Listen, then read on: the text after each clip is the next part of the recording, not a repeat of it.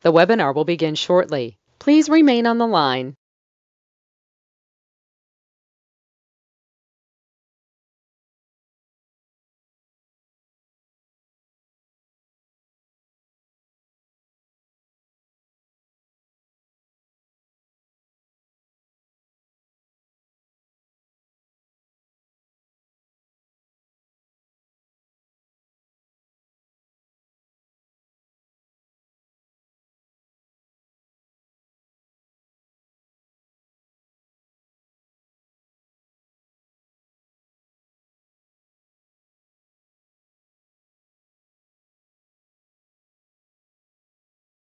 The webinar will begin shortly. Please remain on the line.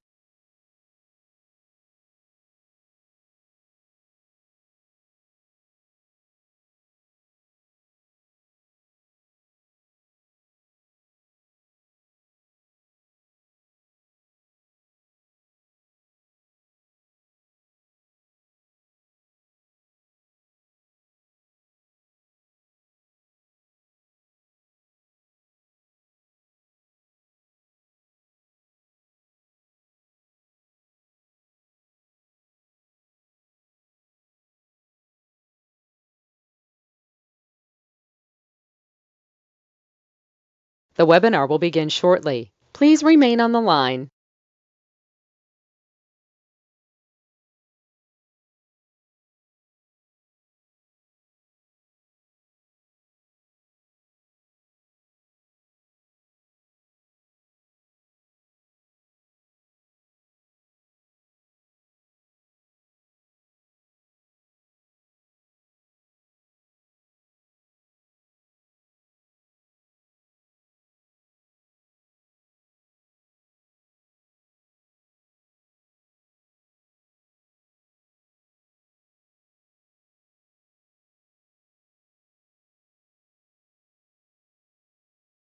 The webinar will begin shortly. Please remain on the line.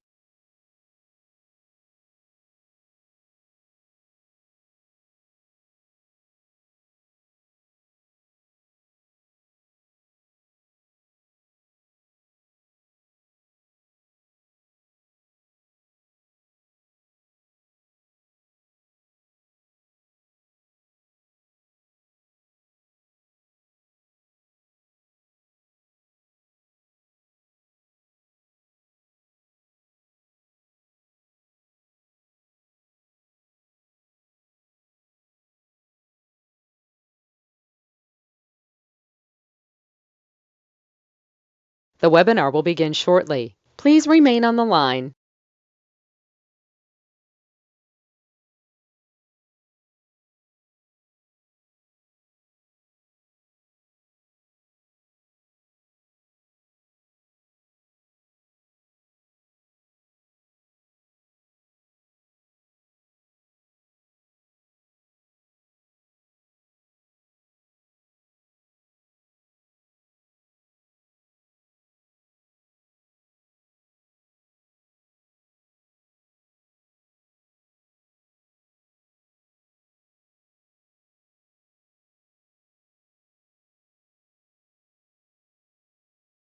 The webinar will begin shortly. Please remain on the line.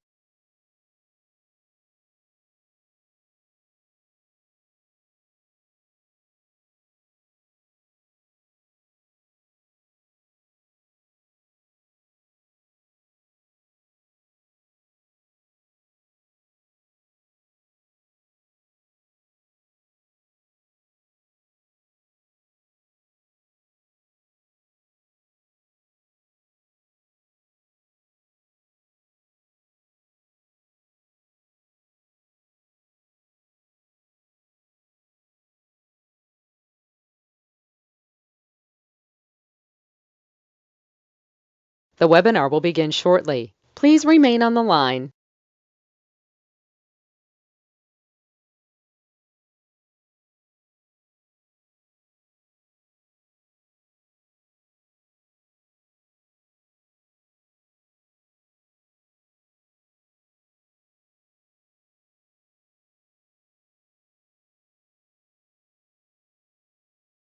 The broadcast is now starting. All attendees are in listen-only mode.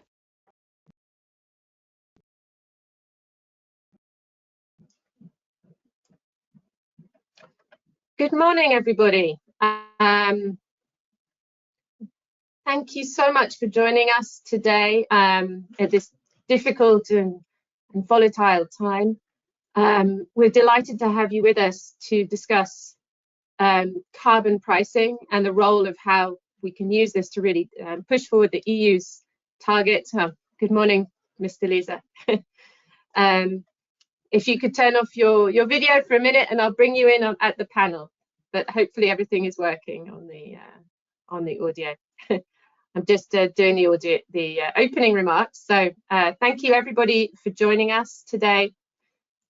Delighted to have you here. My name is Ursula Woodburn. I am the head of EU Relations for the Corporate Leaders Group Europe. For those of you who are not sure what that is, it's a pan-European group of leading businesses that are really aiming to support the transition to a climate-neutral economy. And we partner with the Green Growth Group of Environment Ministers to really accelerate discussions on moving to ambitious climate policies and supporting each other's work more broadly. Today we are aiming to discuss the role of carbon pricing in achieving the EU's 2030 climate target and decreasing global emissions in a way that brings about economic and social benefits, and looking at the current legislative proposals and the policy debate. Now, of course, we are in a very volatile and difficult context.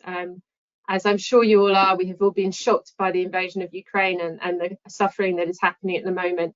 And the EU is dealing with the fallout in terms of energy prices, energy supplies, which may, of course, end up influencing discussions on climate policy.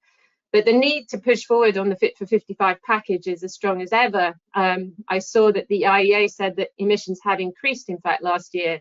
And it's clear that we really need to move forward with ambitious policies if we have a chance of limiting climate change to under 1.5 degrees. And avoiding the massive impacts that will have on all of us, whether in Europe or elsewhere in the world. So today in our event, we will first focus on questions around the ETS and secondly on international carbon pricing.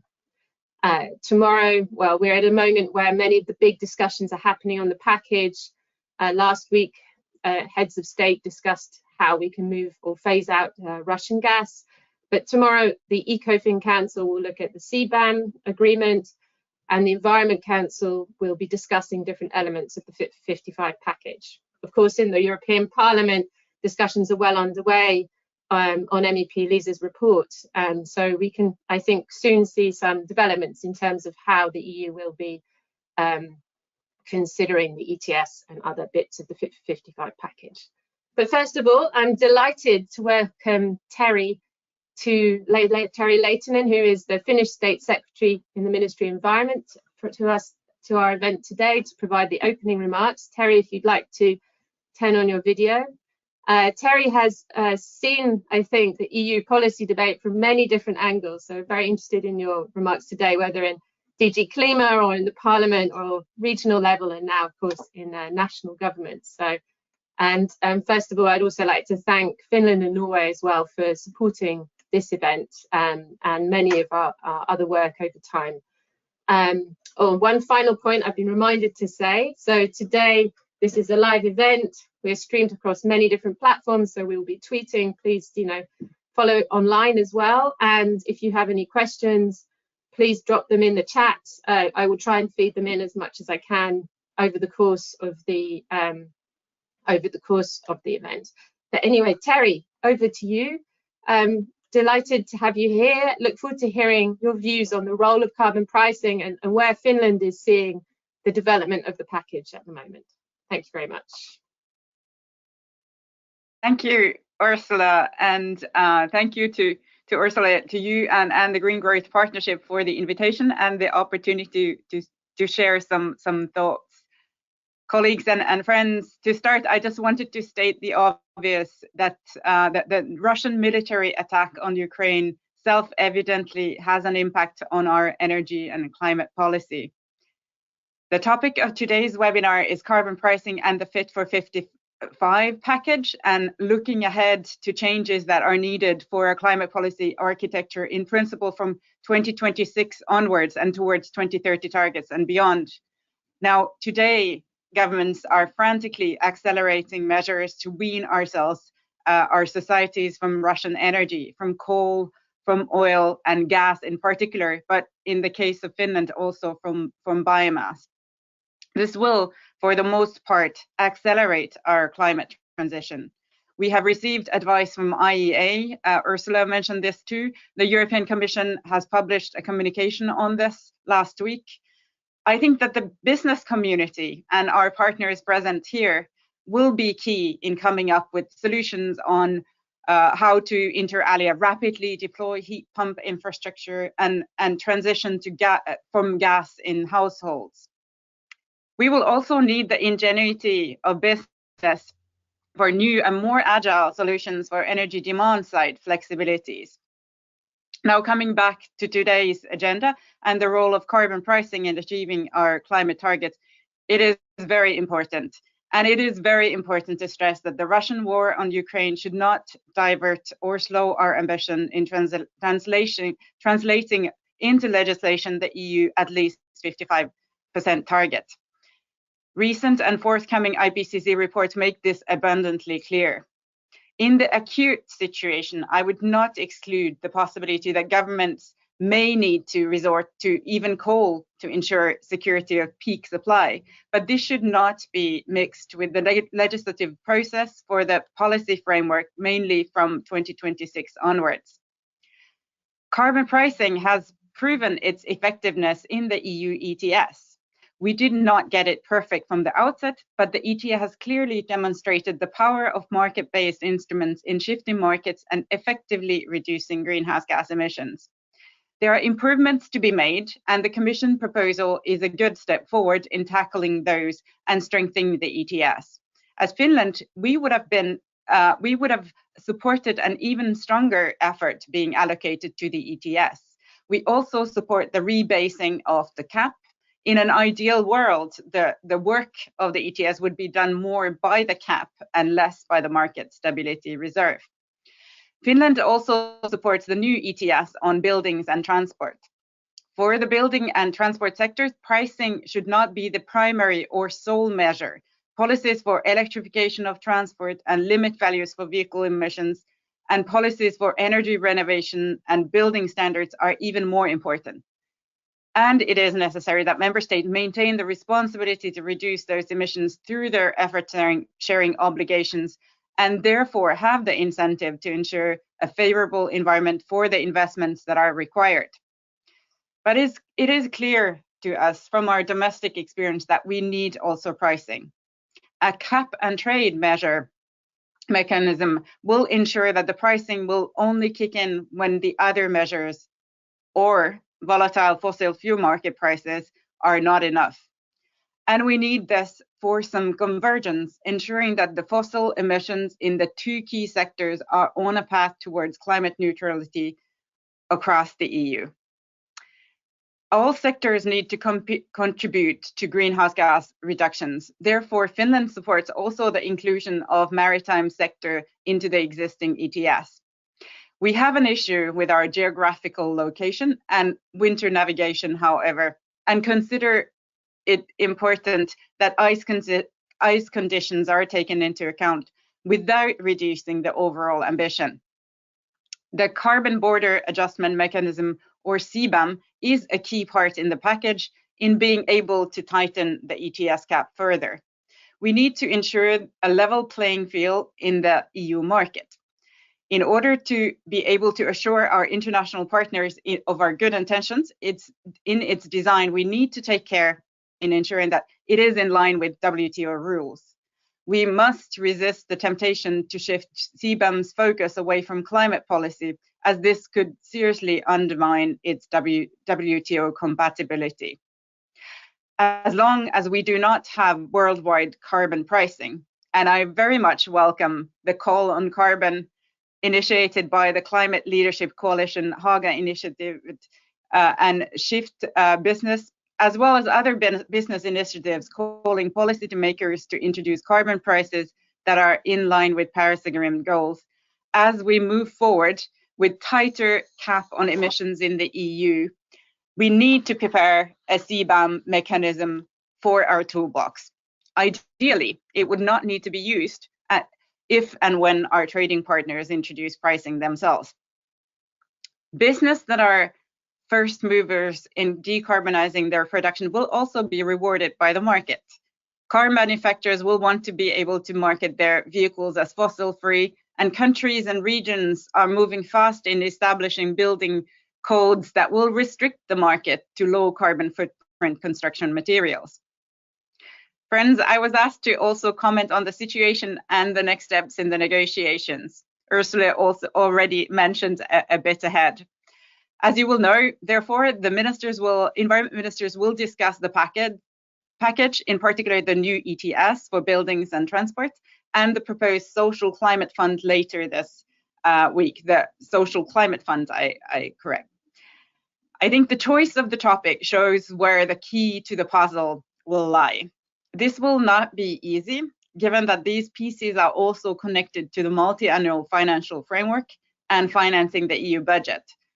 But I have great faith in the French presidency in being able to navigate the Council forward. The European Parliament and outcome of the European Parliament reports this summer will be very important for the final account, but I will let Dr. Peter Liese comment on the discussions in the Parliament and different committees in a moment. On CBAM, I was pleased to see last week that the EU member states reached a compromise deal on the CBAM at Coreper, and now this should be confirmed tomorrow when ECOFIN ministers agree on the Council compromise. I think this is a landmark development, as it's the first element of the Fit for 55 package on which Council has reached a general approach. It will have gone through the Council swiftly and without major changes to the Commission's proposal. After this nod by finance ministers and the European Parliament's Environment Committee and plenary votes, the CBAM will move to trilogue negotiations. Some key issues, like the timetable for introducing the CBAM for sectors and products and the corresponding phase out of free allocation, will be further elaborated as part of the ETS discussions. I think there would be merit in differentiating the timeline between sectors. For example, in our view, cement and clinker could be first movers and could transition to CBAM faster than proposed. Ursula, colleagues, I would like to end this scene setter or conclude for today's webinar just by stressing on the importance of maintaining the momentum on implementing Paris Agreement towards COP27 in Egypt later this year.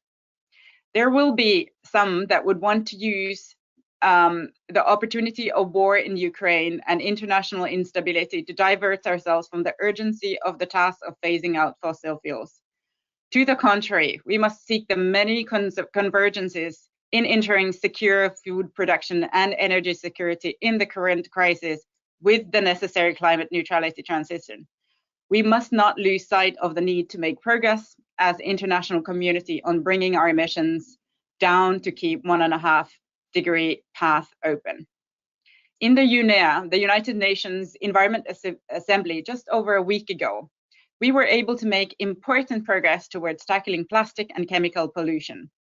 This type of success is important to show that the rule-based international system can deliver and that we have hope to tackle the triple planetary crisis. Finally, I would just like to warmly thank the progressive business that are partnering with us in this endeavor. Thank you. Thank you so much, Terry. That was a hugely helpful introduction. While I have you here, perhaps I can follow up with a brief question before we head into the panel. I mean, as you said, it's excellent news that we've been able to see the Council making progress on the CBAM so quickly. But I don't know what you think about those who say that you must keep the two linked, that the ETS and the CBAM themselves, are so intimately linked that if one moves ahead more quickly, perhaps that could cause issues. What are your views on that aspect? Well, I think it's clear that some of the key design parameters were still left out from the agreement in the council, and it's clear that there is such a link with the ETS. When there is the link with the free allocation and the sectors, but I think it is useful to separate that discussion to be had in the context of the ETS. So I don't think there is a problem as such, but clearly, in order for the system to function, the ETS needs to be agreed. And in that context, we need to look at the different sectors and the timetables for different sectors, and how they transition from free allocation to the CBAM. Great, thank you. And I know you'll be joining us for the rest of the debate as well. So perhaps I can let you go and move to the panel, but it'd be great to have you back later to move to some of the other aspects. So, sure. and to hear your concluding remarks. Thank you so much. We'll be listening with great interest. Thank you. Okay, thank you. So now we've moved to our panel where we can dive into the question of carbon pricing and the ETS in some more detail. So we're delighted to have a mix of people joining us, both from member state level and from the European Parliament, as well as NGOs and researchers. So we'll start with an overview from Czechia, and move to Dr. Peter Liese and Emma Wiesner's opinion on the ETS, and finish off with with some input from progressive businesses, including Kimayad, who just joined us on the screen, and an NGO perspective on the overall developments at this point, as well as a presentation on some of the implications of the ETS too. But we'll get to all of this in a moment. First of all, I'm delighted to be joined by Mr. Jan Tuma. Mr. Tuma is the head of emissions training in Czechia. So he's been responsible for the implementation of the EU ETS in the Czech Republic, as well as negotiating relevant legislation at the EU level. So I think Mr. Tuma has seen many different aspects of the ETS. As progressive business, I think we've always seen the need for carbon pricing to really show the long-term perspective that we need to consider when considering investments in low carbon and decarbonisation more broadly. But it'd be great to have your view, especially as you know, as of July, Czechia will have the presidency of the EU and responsible for shepherding the final the trilogue and many of the next negotiations. So we're delighted to have you here, Mr. Tuma, and we look forward to hearing your views on the role of the ETS and what opportunities he sees. How does he, and also what do you see that the current situation will change the negotiations at all? So a lot of different questions in there, but please, Mr. Tuma, over to you. Thank you, Ursula. Good morning from the Czech Republic. Good morning from the state, which is still heavily dependent on energy production from lignite-fired sources, and also from the state in which more than 30% of GDP stems from the heavy and energy-intensive industry. This is one of the highest ratios in the EU. And also in the Czech Republic, around 40% of households is connected to district heating systems, which consist of large lignite-fired boilers or coal-fired boilers mostly. So the combination of these three factors is the cause why the Czech Republic is not known as one of the most climate ambitious member states. We don't have any national measure aiming at reduction of greenhouse gases. And in case of state aids through grants and subsidies, we always touch the ceiling of what is allowed by the state aid rules. And 99% of time during the meetings with business representatives is dedicated to compensation for carbon cost. So that's why the EU ETS and other EU initiatives for decarbonization are so important. It doesn't really matter whether the price of allowance is 60 or 70 or 80 euro. The most important signals is the perspective. Is the perspective that this cost for emissions will be here in 5, 10, 15, 20 years of time, and that the ambition of the ETS will only grow stronger over time. It is very good that the EU has succeeded in maintaining this clear and determined signal, even in times of troubles in the past, like when the EU succeeded in agreeing that some intervention in the market is needed. And this leads us to the situation that the last bigger investment in coal-fired boiler in the Czech Republic took place somewhere around the year 2017. And the investments in power sector have stalled since then. And slowly, very slowly, the investments are taking the direction towards climate neutrality, especially in power sector. And for that, instruments like modernization fund is crucial. Together with strict state aid rules, it is helping to steer the investments in right direction, in climate neutral direction.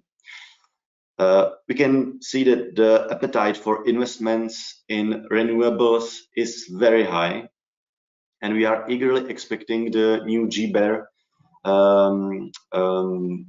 proposal from the European Commission, which will contain rules for investments in hydrogen. Because, as I mentioned earlier, we are going to need lots of green electricity and lots of green hydrogen to supply our industry sector with green alternative to fossil fuels. Naturally, I have to mention what impact on climate policy might the Russian aggression have. War is always a terrible disaster, that goes without saying. Moreover, it complicates things and plans, and this is true for European Green Deal too. Many operators in the Czech Republic thought that they would switch from coal to natural gas, but this doesn't seem viable now that the EU needs to get independent on the fossil fuels imported from Russia and become less vulnerable because of this dependency. So this will probably lead to the need to stick to the coal for a little longer, but with even stronger determination to do without fossil fuels in the long term. We will need to skip this one step, which is going to be very difficult, but life is full of challenges. On the other hand, the recent developments made clear that fast agreement on the Fit for 55 package is very important and may bring the member states on a fast track towards general approach and finally an agreement in trilogues. So this is our aim as the upcoming presidency, to reach the agreement until the end of our presidency, to reach the agreement with the European Parliament and the Commission until the end of this year. The French presidency is doing a great job, and thanks for this. It seems that the CBAM file is close to an agreement. Of course, there's a lot of important things that needs to be cleared out, but it seems that this file is close to a point where it can be the final piece of the mosaic for the trialogues. And we have still one outstanding political topic to deal with, and that is the extended scope of the ETS for transport, for roads transport and buildings. And I hope that we will all be more constructive now that we see that the quick agreement is very necessary. After all, the resulting legislation can provide the governments with tools to tackle the danger of so feared negative social impacts, as we are probably going to face them much sooner than we thought. So I'm optimistic. I'm looking forward to our role of presidency and to the cooperation in trialogues with the European Parliament and with the Commission. It has been dynamic times, even before the war, and now it's many times it valid. And to prove that, I need to apologize because I need to go for a briefing with our minister for the Envy Council, which is in next days. So thank you and have a nice day. Thank you so much, Mr. Tuma. It's great to hear your optimism and support as well for the overall Fit for 55 package. And I think we agree with you that the situation has shown that in terms of moving away from volatility, that the path towards a green transition can really show us that the way forward and a more stable future in some ways. So thank you so much, and I appreciate you have to leave. So we'll move forward, and we wish you all the best of luck with the Czech presidency in the next period. So next up, I think we have Dr. Peter Lisa. Please, can you join us with your video? I know you have a couple of slides. Thank you so much. You have been leading climate discussions for the EPP and in the Environment Council in the Environment Parliament Committee. Excuse me, I'm jumping over the words here. For many years, especially on carbon pricing. So I think you've seen many iterations of the ETS and these discussions over time. So we very much value your input and expertise on this topic. We'd be delighted to hear your views as to the role of carbon pricing, how you are taking it forward in your report. How do you see the current situation and carbon pricing enabling businesses to decarbonize? So I know you have a couple of slides, so we'll move to that. Thank you. Yeah, thank you very much. Good morning, everybody. Thank you for the invitation. Yeah, in fact, all our debates, not only in climate policy, but all our policy, also our daily life is now affected by this horrible war in the Ukraine, and Putin is responsible for millions of refugees. You know that Poland has received about 1.5 million refugees. In Germany, we received less than 1 million in the whole year of 2015. And it will continue if he continues bombing big cities or even increases aggression. We will have a challenge for our economy, for our society, that is really unexpected and has never been seen. And that's why I start with this picture. We finance Putin's war with our energy bill. We pay up to 1 billion. It was 1 billion in one day last week to Russia for the energy bills. So everybody who says we cannot do with Russian energy must think twice, because he's also saying, okay, we better receive 15 million people in Europe. We better accept this aggression. And, I think we need to think out of the box, everybody. That is right for environmental politicians and maybe even more for environmental NGOs, because to be less dependent from Russia is now a priority. And I was against prolonging the nuclear power plants in Germany 3 weeks ago. I was against this for 10 years, but now I'm in favor. And I have information that it is possible. And we need, as it has been said by the previous speaker, also to accept coal for a very limited time. But we shouldn't give up our climate targets, because what we need desperately now is investment in renewable energies, in energy efficiency, in modern heating systems. And those people that help us to do this transition, for example, the constructors of heat pumps, the producers of solar panels, and the devices that we need to install them, they should know that we are determined to do this transition. And that's why our climate goals for 2030 are maybe even more important than they have been until 3 weeks ago. We see the development of the price already before the war. I think that is important. we had, of course, an increase of the carbon price, but you see the green part in the bottom is very, very small compared to the gray part in the front. This is the European electricity price. And the increase of the price is due to the fossil fuel price. So, and it's very obvious now, I talked to many experts, that there was a deliberate reduction of the storages. For example, in Germany, Russian companies like Gazprom had empty storages to increase the price of gas. So the big problem is Putin. The big problem is not the European climate policy. European climate policy is a part of the solution. However, we have the situation that people are desperately asking for help for reduction of energy prices. And that's why we also need to look at the ETS price. That is the next slide. The left one is the price from the last year. I think as climate politicians, we were quite happy that we didn't talk about the low prices of some years ago. It was close to zero, €5.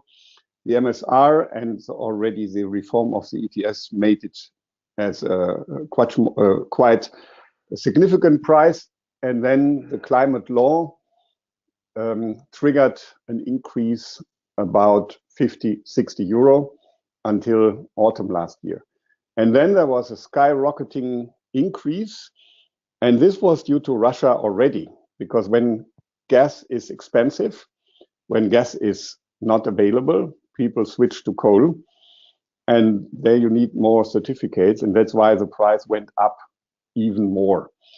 And I think we need to be careful here.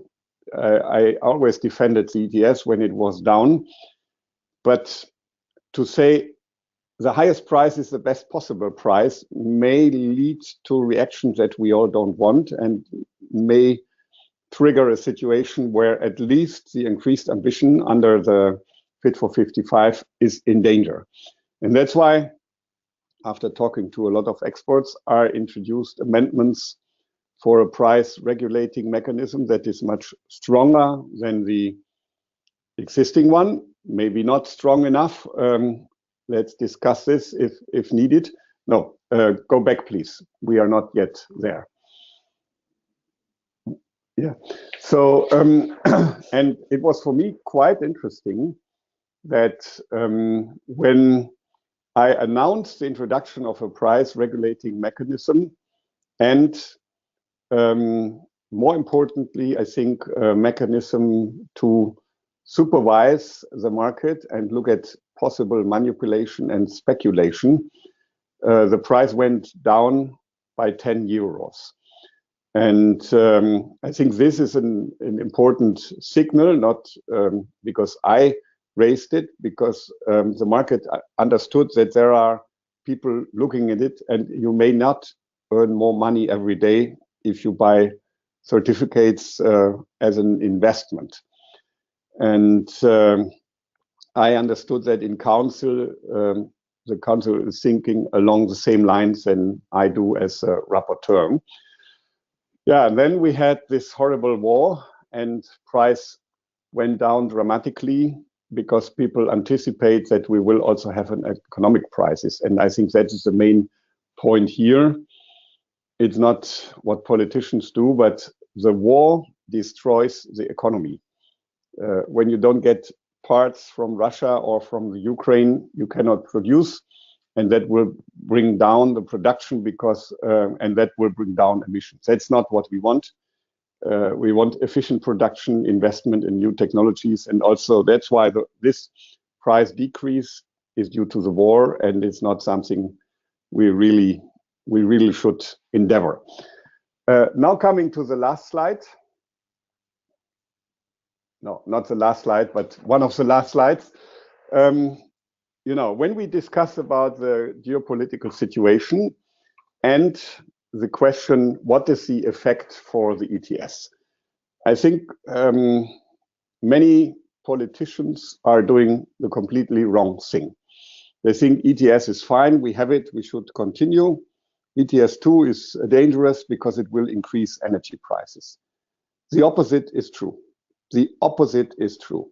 ETS1 has an immediate impact on electricity prices and on the energy prices of other participants in the ETS. It can kill companies immediately. It can make families in Bulgaria and Romania tomorrow be no more able to pay their electricity bill if we overstretch it. If we, in these times, increase ambition in ETS1, as some wanted, I don't want this, then we have an immediate effect, and that may trigger reactions, and the ETS will not survive this storm. That's why I think we need to be careful. We need to make it survive, but we also need to be responsible in this time of crisis. The ETS1 will enter into force 25, 26, or 27.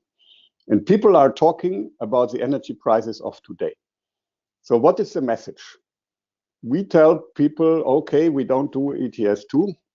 They will not have any benefit from this in the next 5 years.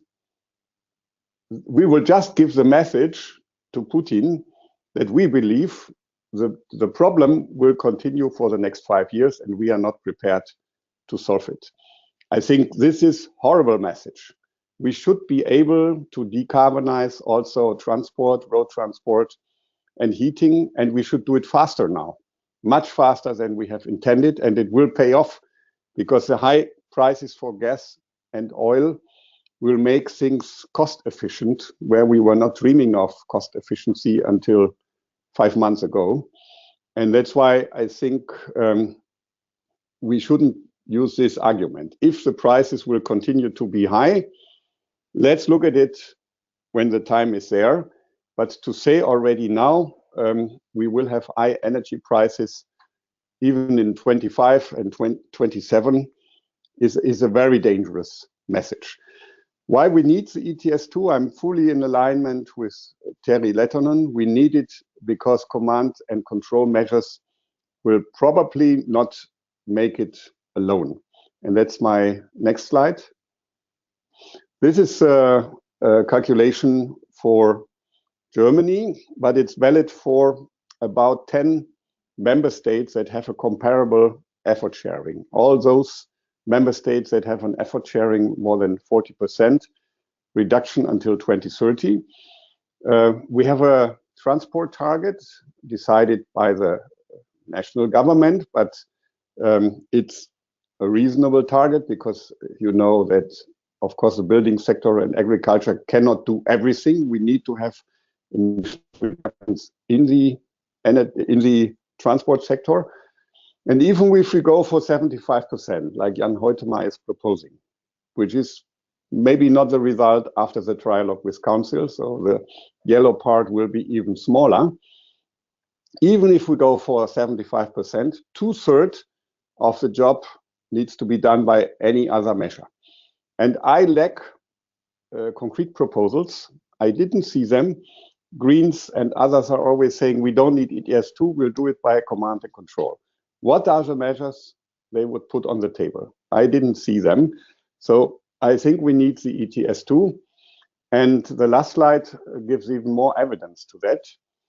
I had a meeting with the Minister of Norway.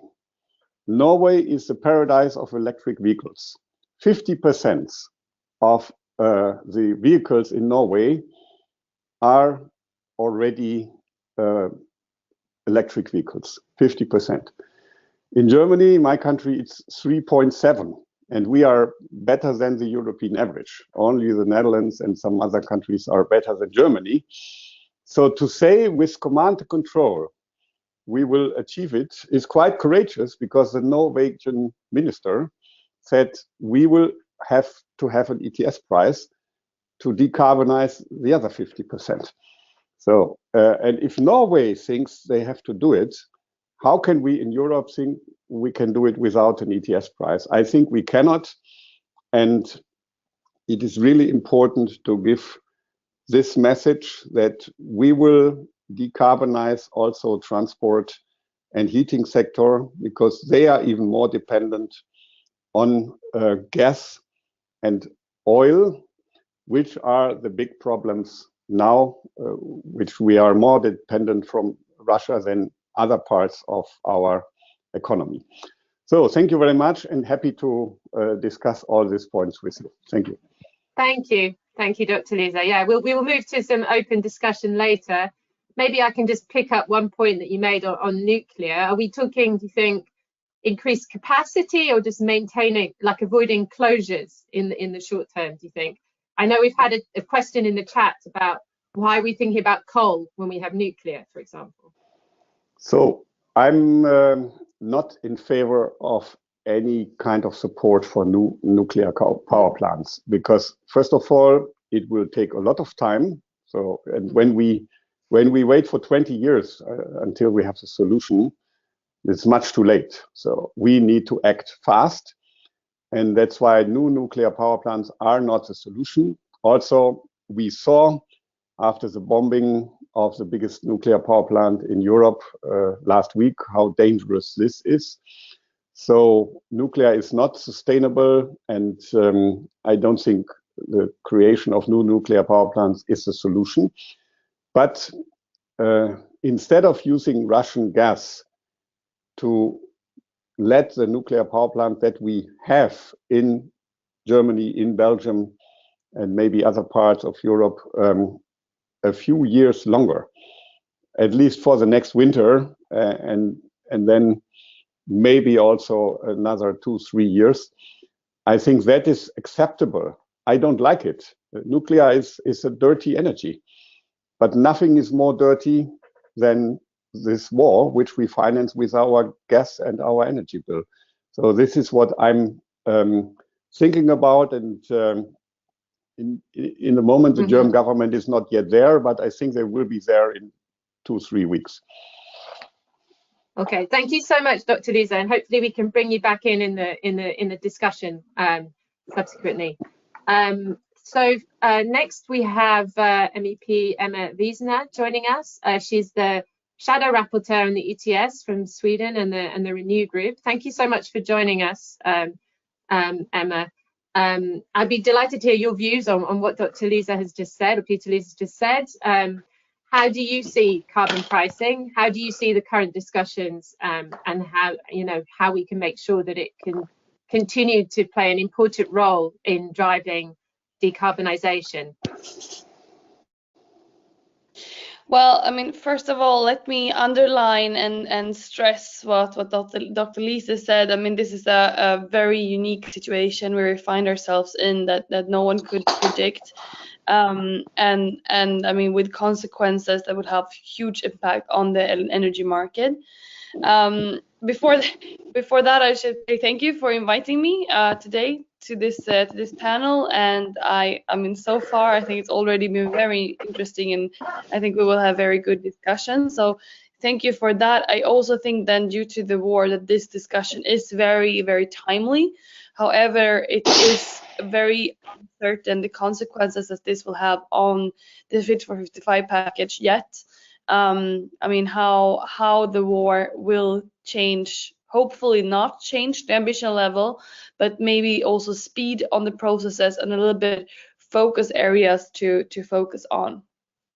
I want to zoom out and zoom back a little bit to the energy union, because that was, I mean, one of the union's biggest responses to the Russian invasion of Crimea in 2014. That was, I mean, the main then response from the Commission and the Union on how to tackle the issue with the Russian gas and how to tackle also the geopolitical dimension of the energy market.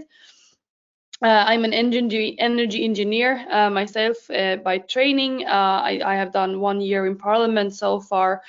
Before joining Parliament, I was in industry, but also worked as an energy market analyst. So the energy market is my main field, and I think it's interesting to go back then to the energy union, because I believe a little bit that the energy union failed.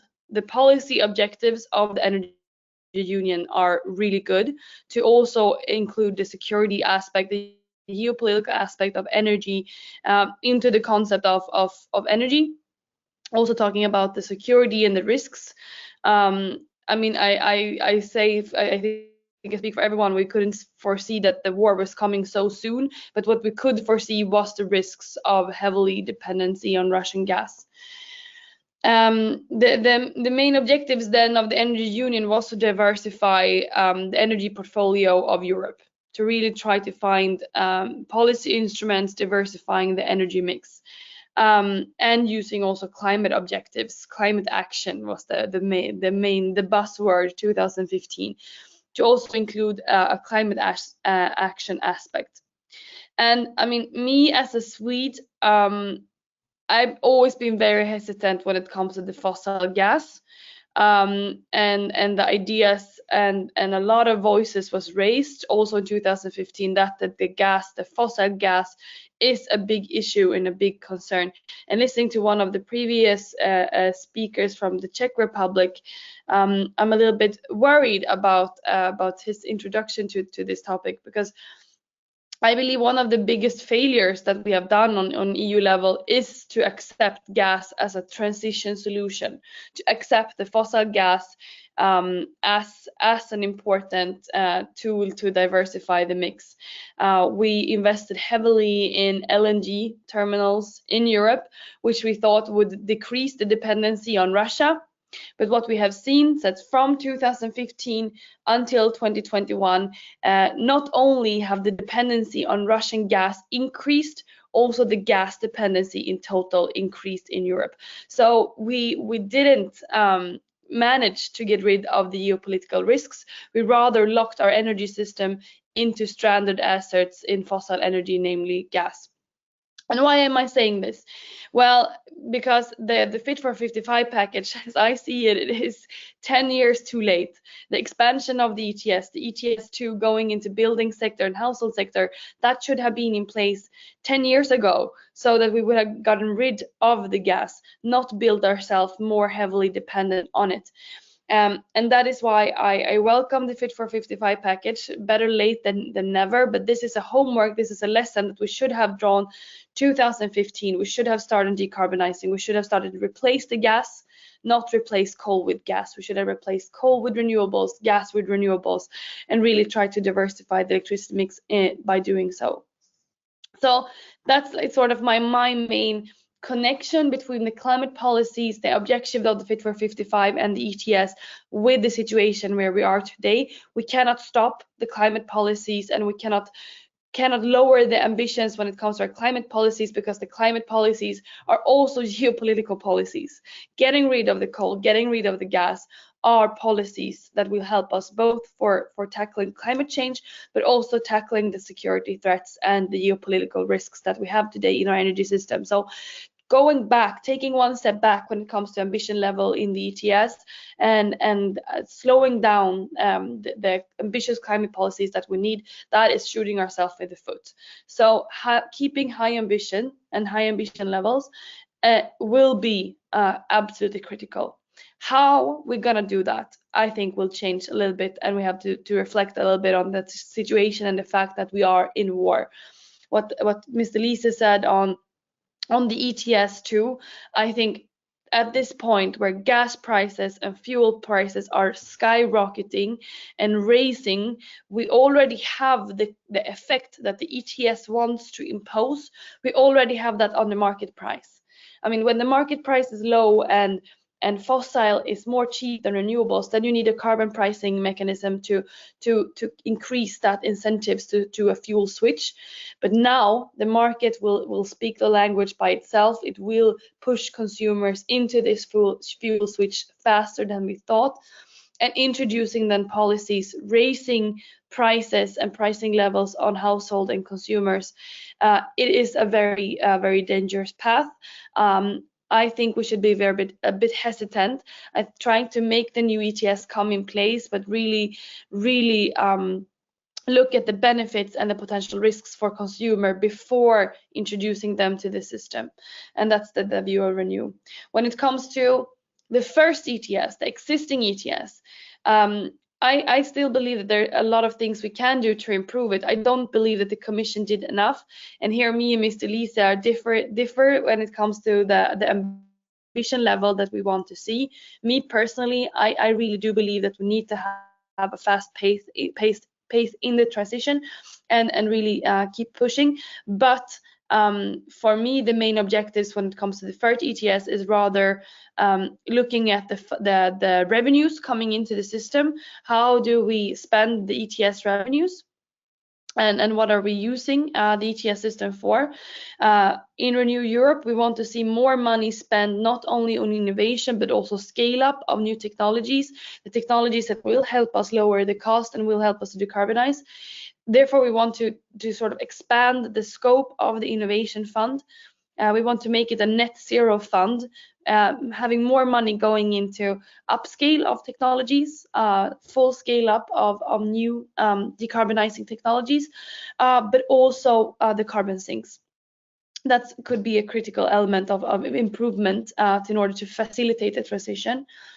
My second point, so the first one is what we do with the revenues. Second one is the exemptions. I mean, we really believe that we need to let the market do its work, and the ETS is full of loopholes and exemptions today. We see waste incinerators not being included everywhere in Europe. We have indirect cost compensation applied unevenly, not creating a level playing field through Europe. We have some industries exempted from benchmark revisions, things like that. We really want to make this a fair system and a fair policy scheme, not disrupting the market. My third one is the ambition level. As I said, here me and Peter-Lisa differ, but for me the most important point when I talk about ambition level is to have a clear deadline for the free allocation scheme, because we see that free allocation is now disrupting among industries, where decarbonized industries are kicked out of the system, not receiving free allocation, and also the entire benchmark system creating uneven playing fields among industries. The fossil-free steel industry decarbonizing, producing this amazing new product, having a complete different set of rules than the classic steel industry. A free allocation creates all of these disruptancies. It was supposed to be phased out 2016. I really don't like to see this expanded further, that if we are to have free allocation, it should at least be a sunset clause on when free allocation should be out of scope, so that the industry knows. I think that was my three main ones. I forgot one thing on the first one, on the revenues and the green spending. We really like what the Commission is doing, sort of setting a criteria on how the member states should use the revenues. All of these revenues generated from the high carbon prices, they should be used not only to sponsor innovation, but also they should be spent within the member states in a greener way. And that's something that we are very supportive of, and we want to strengthen that even further, looking at the modernization fund criteria, for example. I mean, I still don't believe it's acceptable that you can still use revenues from the ETS sponsoring different technologies that are not taking us in a greener direction. So all of the revenues generated by the ETS should be taking us one step closer to the transition. I think that's it for me. Sorry for speaking so long, but I think learning from the Energy Union what we did wrong, that we did not replace the gas, really sets the ETS, the spotlight on the ETS, that now we really need to correct this mistake and do it right from the beginning, and keep the ambition level of the trading scheme, because that is our best tool to decrease our fossil dependencies. Thank you so much, Amifi.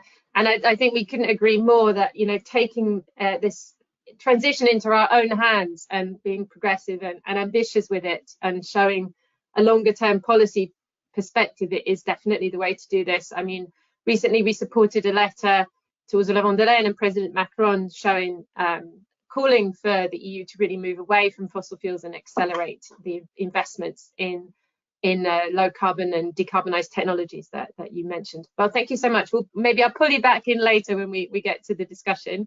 But next, I think we have Erkki Maya joining us. He is the Senior Vice President for EU Affairs at EDF. Erki, I'm sure you have some views on the comments made earlier, but broadly speaking, I know EDF has supported the ETS for a long time. I'd be really interested in your perspective on the role of carbon pricing and how we really can safeguard our climate ambitions whilst protecting energy consumers from the volatility of the energy prices at the moment.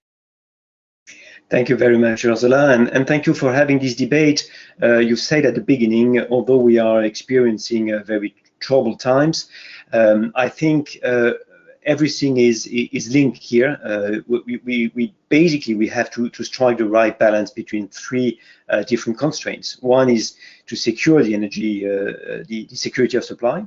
Two, reach carbon neutrality. We have no choice. This is because this is the future of human species. And three, doing this in a just transition way. And by saying just transition, I include both all our customers, meaning retail, but also the competitiveness of the EU industry.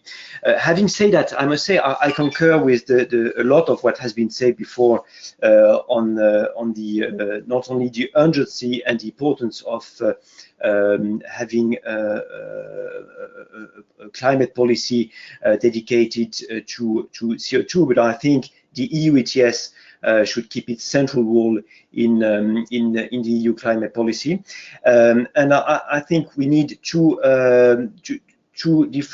look at two different aspects here. One, from an investor perspective, from the industry, we need stable and predictable carbon pricing, long-term signals for investors, so to say, and I refer to what Mr. Liese said, it's not necessarily the highest price that is the better price, and I agree, but we need a steady increase, and we should, I think, support any mechanism to enhance predictability, carbon price floor, carbon price corridor, auction price reserved, you name it.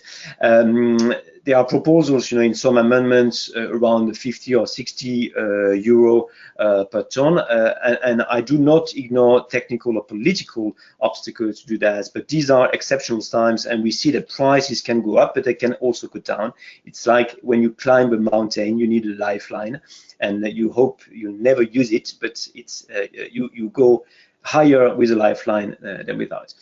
And in the Commission's proposal, therefore, we support the introduction of a buffer zone in the market, stability reserve, to avoid some undesirable threshold effects. But I think we should be cautious on the ETS market in intervening directly. And for example, amendments to modify this Article 29A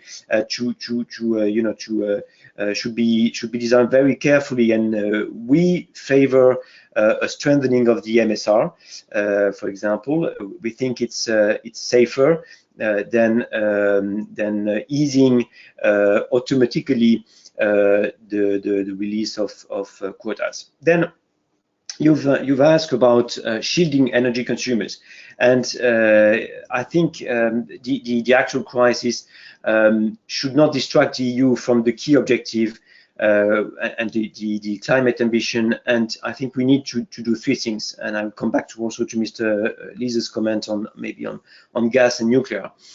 We must clearly reduce gas imports, but we must actually reduce all energy imports. When you look at the EU hydrogen strategy, which is a sound strategy, you have a lot of imports coming from Ukraine.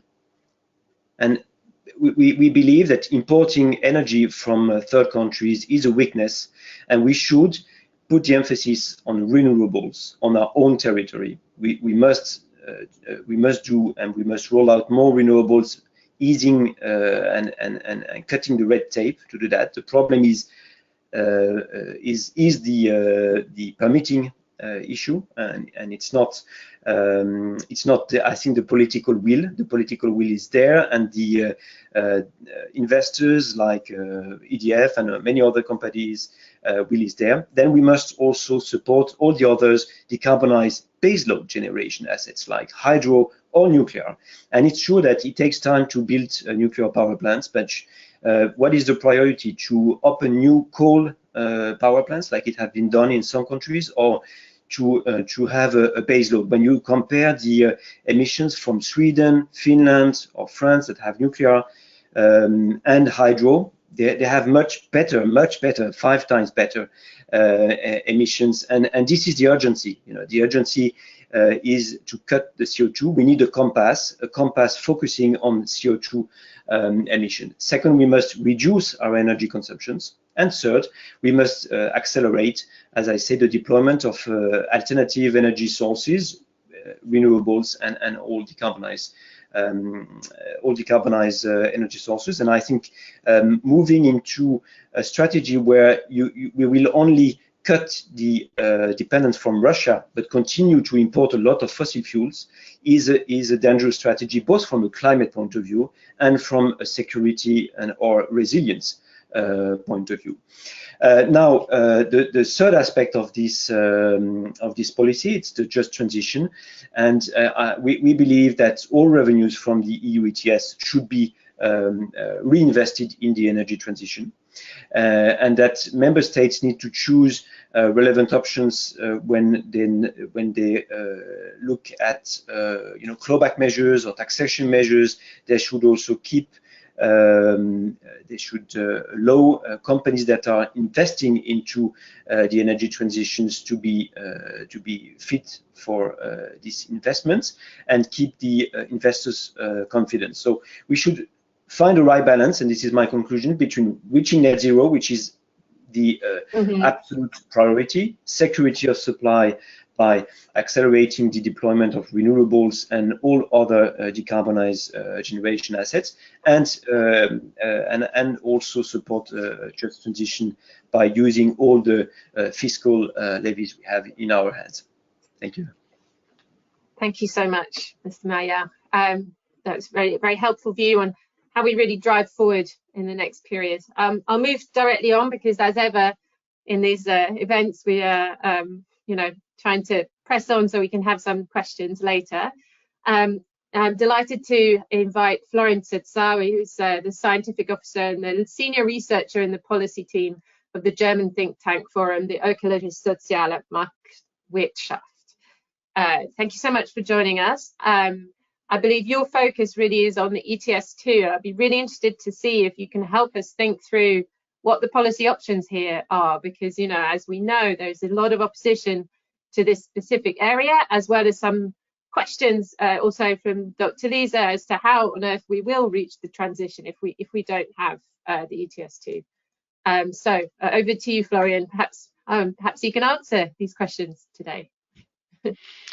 Yeah, thank you very much, Ursula. Thank you for the invitation and for the opportunity to present some key findings from an assessment that we did for the ETS for buildings and road transport. We did a study. That study was commissioned by Can Europe, by German Watch, by Klimaallianz Germany and WWF Germany, and I will present some key findings from that study. If you can go to the next slide. Well, first of all, our conclusion is that the ETS2 is a useful complementary instrument as long as some key conditions are fulfilled. Why do we think it is a useful instrument? First of all, it puts a price on carbon, and therefore it applies the polluter pays principle. The cap can establish a transparent trajectory to reach the climate targets. Pricing carbon can open investment channels towards low carbon alternatives. And then by recycling the revenues from the auctioning of the allowances, we can compensate low-income groups and businesses within the member states, and we reward those who emit less.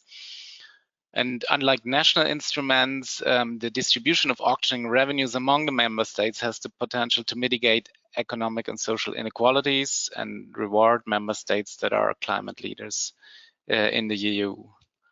If you go to the next slide. So what are the criteria against which we assessed the Commission's proposal? We defined 6 criteria that would need to be taken into account to come to an effective and socially just ETS2. You can see the criteria here. Well, now, due to the time constraints here, I will only focus on 2 points right now, and this is ensure that the ETS must ensure a just distribution between the member states and within the member states, so with regard to the households, to be socially acceptable. If you go to the next slide, yeah, thank you. So as you know, 25% of the revenues from auctioning the allowances shall go into the Social Climate Fund, and then should be co-funded by another 25% from the member states for activities financed by the ECF in the respective countries. And what we see is that the ECF would redistribute substantial amounts of auction revenues to low-income member states because of the allocation mechanism of the ECF, which is based, among others, on the gross national income and historic emission levels. Go to the next slide. So if you compare what member states are expected to receive from the Social Climate Fund to a situation where there was no Social Climate Fund, you can see that the low-income member states here are grouped on the left side of the chart, left to middle side of the chart, will benefit from the mechanism, whereas high-income member states will be net payers. So here is an example. You can see that Bulgaria would receive an additional 2.2 billion euros in this period 2025 to 2032, calculated here at a current price of 55 euros per ton. Whereas, for example, Germany would pay around 10 billion euros. And also, if you look at the per capita benefits or losses, you see basically the same picture. Lower income member states would benefit, higher income member states would pay more into the ECF than they're actually getting back. And here again, the example of Bulgaria, we calculated a per capita additional funding from the Social Climate Fund of 340 euros per capita compared to the situation without the ECF.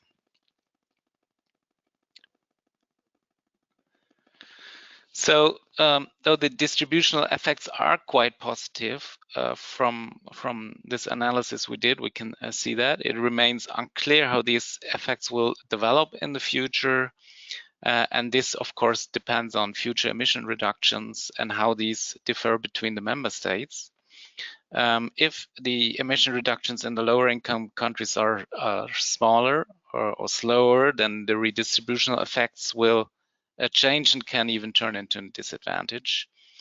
And this, we think, needs more investigation in more detail to decide whether other or further solidarity mechanisms are needed.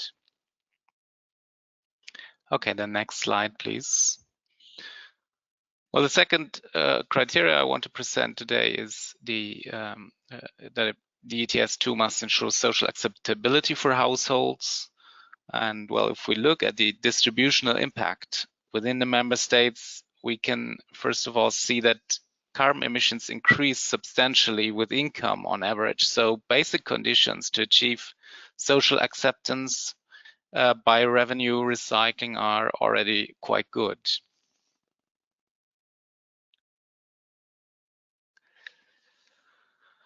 Yeah, you can see here the greenhouse gas emissions from buildings and road transport per capita by income quintiles. So quintile is 20%. We divided the incomes in the countries in 5 groups, 20% each. So Q1 is the 20% lowest incomes, Q5 20% highest incomes. And again, we group the member states according to their income level, and then, as I said, within the member states according to the individual net equivalent income. And you can see that the greenhouse gas emissions in all country groups go up from Q1 to Q5. So higher incomes also emit more CO2. And the carbon footprint in Q5 of a high income country is with 3,101 kgs per capita and year, more than 10 times higher than the carbon footprint in Q1 of low income countries with 305 kgs per capita and year. And then if you go to the next slide, then we calculated a scenario which share of the auction revenues would be needed to fully compensate the lower income groups of the member states. So compensation means give them actually back what they paid for the allowances. And we found out that the 25% revenue share is planned with the Social Climate Fund would already be sufficient to compensate all Q1, Q2 households in all member states. And if 50% revenue share would be used, then you could even compensate all Q3 households and also Q4 households in the lower income member states. Okay, next slide. So our conclusion is that in principle, the Commission's proposal on the ETS2, along with the Social Climate Fund, provides suitable solutions to create social acceptability by redistributing the revenues to low-income households and help them reduce their emissions. The funds of the SCF could, in theory, be sufficient to mitigate severe distributional impacts, but it is still unclear how the concrete design will look like. So from our point of view, specification of the redistribution mechanism is necessary, and criteria and requirements imposed on the member states with regard to the use of the funds allocated to them should be further developed. Well, still, there will be uncertainties concerning the distributional impact, and therefore we also propose the introduction of an increasing explicit price ceiling, so actually a price floor and a maximum price and a warning price to limit possible burdens.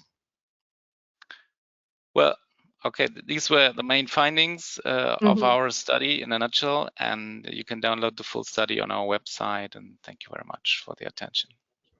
Well, thank you so much, Florian. A lot of food for thought there. And I'm sure many people will have some views on that. But let's move to Sabine Frank, who is the Executive Director of Carbon Market Watch, which is a not-for-profit Brussels-based association with unique expertise in carbon pricing. Sabine, I am giving you a slightly difficult task, I think, to sort of respond to some of the many elements that have been brought up in this discussion and provide your perspective on what really needs to happen now when it comes to how to strengthen carbon pricing and some of the big takeaways that you see at the moment. Yes, thank you, Ursula, for the opportunity to respond, even if that's perhaps the most difficult job. Sometimes repetition is to be avoided. Sometimes repetition is called for, and there is one point that I would like to repeat that all the other speakers have made, and that is not to be swayed by the current situation from pursuing EU climate policy ambitiously. Already before the Ukraine war, we had a situation where the spiraling energy bills were disingenuously, it has to be said, blamed on financial speculation on the ETS and on climate policy. And those dangers of the opponents of ambitious climate policy using the situation again to divert us from the path that we must go down very quickly is real. We must be aware of that. In that context, I'd like to respond straight away to Peter Liese, who talked about his proposal for amending the price regulation mechanism, Article 29A in the ETS directive. To us, I'm sure it's well intentioned. Peter Liese must have thought about this carefully, but to us, it still seems like appeasing those who believe that speculation is a driver for high carbon prices. What we'd like to note as Carbon Market Watch is that his proposal would actually make it easier for additional allowances to flow in an already oversupplied market. And I would like to echo here what Erki Mayar said, that what would be preferable is to strengthen the MSR rather than to tinker with Article 29A. Article 29A is also clear that it will also only act when there's something other than market fundamentals changing the price. In other words, when speculation is at work. But it's important to stick to the basic philosophy of 29A. Leaving that, moving on from that, I'd like to make a few points about ETS 1, CBAM, and ETS 2. A key challenge in respect of the existing ETS is to phase out the free allocation of emission allowances. Free allowances and also indirect cost compensation, they remain the central weaknesses of the EU ETS. They are ineffective and they're a wasteful use of public resources, and they continue also to undermine the business case for greenhouse gas reductions. Free allocation doesn't generate emission reductions, as we've seen for long enough now, nor does it generate auctioning revenues. And under the EC proposal for phasing out free allocation, there's a big risk that major polluters will remain exempt and keep receiving significant free pollution subsidies. And that is why we are looking to the legislative proposal for a strengthening of the EC proposal. Now, the battle over free allocation is fierce. It really is fierce, because what was originally designed as a temporary derogation has effectively become a vested interest. But in this debate, I'd urge everybody, when you come up against an industry that scaremongers about carbon leakage, ask it to explain why free allocation would be the best form of public spending and how emission reductions are going to be achieved. Because we need to be clear what's needed to meet the climate challenge, and that is a move away from subsidizing pollution to intensifying targeted support for decarbonization of energy-intensive industries, in particular, especially through the deployment of the EU Innovation Fund. And that's why, also with the view of the ENVI Council in mind, I'd like to say that the abolition of free allocation must become a priority issue in the ETS discussions of the Council. The Commission proposes to hand out over 300 billion euros worth of emission allowances for free up to 2030. Can ministers at least discuss if this is money well spent and what they are expecting in return? Now, we've heard from Terry, and well, we knew it already, that ECOFIN has already, at least at the COREPER level, has already reached a deal on CBAM. She has welcomed this provisional agreement. Our reaction was different. We found it very regrettable that EU countries have already backed a compromised text, and one which doesn't significantly change the European Commission's proposal. It's regrettable because the carbon border adjustment mechanism is only acceptable as an immediate replacement of current EU ETS carbon leakage measures, such as free allowances and indirect cost compensation for the covered sector. And the proposed crossover time between the phase out of free allowances and the phase in of the CBAM, that is 2026 to 2035, is extremely damaging and means these measures will actually be in place until 5 years after the free allowances are currently planned to end. Now let me turn to the ETS2. Yeah. the expansion of carbon pricing to those other sectors, transport and building, to us is coherent with the principle that the polluters should pay, and similar to the assessment that we have just heard by Forum Ökologische Marktwirtschaft.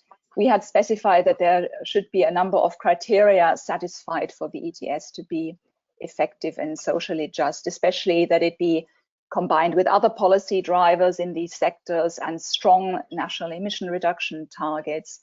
And of course, also that it doesn't hit either the poorest member states or the poorest households hardest. We concur with this, with the proposal by the assessment of FUS, that the Commission proposal already goes a long way to address concerns, especially the need for a holistic policy mix and a just distribution of auctioning revenues between the member states. And all the additional proposals that are being made for additional safeguards are worth discussing. And this is indeed where we think the focus of decision makers should lie, that is fine-tuning the proposal rather than opposing it. It's notable here that whether households will find higher transport and heating fuel costs acceptable will actually in the end depend a lot on what member states will do with the money that is redistributed to them via the Social Climate Fund. And this in turn also requires good EU monitoring capacities. But another point that's important here to us is that for all the concern about those who might not be able to afford the higher energy prices, we shouldn't lose sight of the significant parts of the population who are able to take responsibility for their carbon pollution without suffering hardship.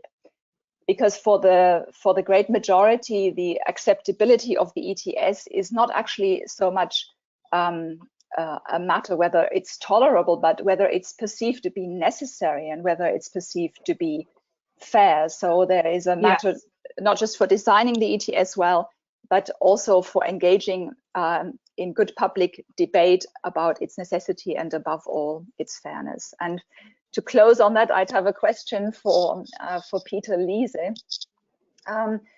We see an important aspect of this fairness in the ETS, that we also get rid of free allowances in the ETS1. Now, Mr. Liese is a keen defender of the ETS2, and there is no free allocation of allowances foreseen under the ETS2. On the other hand, he's made proposals for the ETS1, which would significantly extend the availability of free allocation to energy intensive industries. And my question is, how does he reconcile wanting to extend carbon pricing in transport and building on the one hand while shielding heavy industry from carbon pricing on the other? Thank you. Thank you so much, Sabina. Perhaps you can stay with us, but I'll bring back Terry first to respond as well to some of the points she's heard. And as well, maybe if the other panelists would also like to join in the meantime. So Terry, covered a lot of ground. Are there some particular points that you would like to pick up? Thank you, Ursula. Look, incredibly interesting and wise contributions, and Sabina already made some very pertinent remarks. First of all, I wanted to say that we have I would like to thank Jan Tuma, and we have great faith in the forthcoming presidency to take this to the final line, and very much agree with Peter Liese with most of his remarks, and the fact that we are financing Putin's war. I could not agree more. And I understand the difficulties in an immediate withdrawal of purchasing Russian gas in particular, but I would think that we should all consider carefully the proposals made by Harvard professor Ricardo Hausmann regarding an import tax or tariff on oil and gas, and he has some good interesting analysis on how the cost of such a tax would actually be borne by the Russian side, and at the same time the revenues we could recycle for the transition, of course. Now, there was some very important remarks by MEP Emma Wiesner. I take her words about how our energy union has failed very much home, and indeed we should have seen the risk of reliance on Russian gas and the gas dependence, and we did not manage the geopolitical risk. And I couldn't but feel sympathy towards her statement that we're 10 years too late, but perhaps we could have been more brave and visionary. But what is clear in my view is that now we know that the technologies are available, and we just have to now roll them out as fast as we can. And as regards to the ETS2, it is important to understand that the price of fossil fuels at the moment, and more importantly, our resolve to stop financing Putin's war may result that this future cap will have less to do, but it is in my view an important safety net to ensure that we're on a path towards climate neutrality, also in respect of these sectors, and we should not forget that this instrument would kick in from in terms of pricing from 2026. I hear what Erkki Meijer was saying about the different aims that we have to look into, and that we need long-term signals for industry in terms of carbon price, and there is a problem if there is a volatility going down, and that we need a steady increase. And I wonder, this is a personal opinion, could price floor for auctions be a solution along strengthening the MSR? For the rest, I think we're quite hesitant to look into price controlling. I think Florian, thank you for the presentation of the study. I think there was some very pertinent remarks on the links on the social acceptability and the design, and also the social climate fund. This is a difficult issue for member states, as you will know, but we hear you. And just wanted to come back to Sabina and some of her wise responses. As said, we are also very hesitant to go towards price regulation, but perhaps this issue of speculators is always raised, and maybe it's not the reality, but maybe this could be looked at the participation into the market. And I also hear her comments about the slowness of the proposed timeline for the CBAM mechanism. As Finland, we think the answer could be in differentiating between the sectors or the products, and like I said, we see that, for example, cement and clinker could go faster. Thank you, Ursula. I think these would be my initial responses.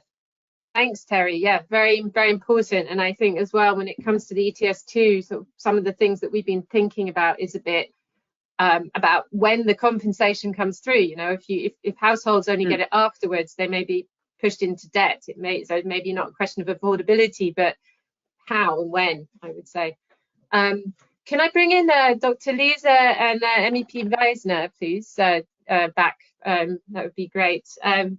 Just to hear your responses to, I don't know if you have any particular responses to the discussion earlier. And I know, Peter Lisa, that you had a direct question from Sabina about really the phasing out of free allowances and allowing it within ETS1, but you know, still supporting ETS2. So I don't know if you'd like to respond to that element. Yes, of course, I would like to respond, but I would also make a few remarks on what the other speaker said. So first of all, I think all of us have to think twice if we really just go on like we did until 3 weeks ago. You know, I made my point on nuclear. I could make some other points, but if you just say the war in Ukraine shows that what I said for some years is even more true, full stop.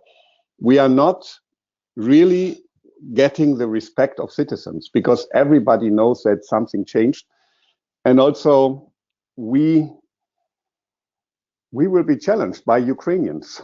You know, I had a meeting with the Czech future presidency this morning. The lady that is in charge of the Fit for 55 said in her village in Czech Republic, 600 people living there. There are already 5 families from the Ukraine. So those people will come to our cities and our village. And they will ask, why has other things been more important than saving our life, saving the life of our families and stopping this war? And that's why, I'm ready to change my position on nuclear. I did already, even publicly, and I'm also ready to look at all the elements of the Fit for 55 package. Do they help us to be more independent or not? And I'm ready to think about the argument that Emma said, do we need an ETS2 in times of high energy prices? I don't think we need. But, Emma, the message that energy prices will be high until 26 or 27, what kind of message is this for the people in Ukraine? So the problem is now. And do we really think the war will continue and prices will go up and up and up and never go down? And we will not have another leader in Russia and still the same behavior? I think it's outrageous that the Council was not able to act immediately and has a plan for 27. So that would mean if we have a democratic Russia, we will not work with them in 27. We need to act now. And that's why the ETS1 is so important. The ETS1 has immediate effect. Next point on Erki Melar. You are right. We should be less dependent on energy imports, but don't use the argument of Ukraine. We want a free Ukraine. We want them even as a member in some years. We voted for this in the parliament that accession process should start. So they are part of us. Don't say that we shouldn't use hydrogen from Ukraine. Thank you to Florian. That was really, really helpful, this study. And now on Sabine. So first of all, we cannot, I'm challenging the German industry. I had a very nasty meeting with them last week on Friday. I said, when you say we cannot live without Russian gas, what is your answer to the refugees? What is your answer to the people dying in the cities? We cannot do more than we did. You have to die. What is the reaction then of Putin and what is the next country he attacks?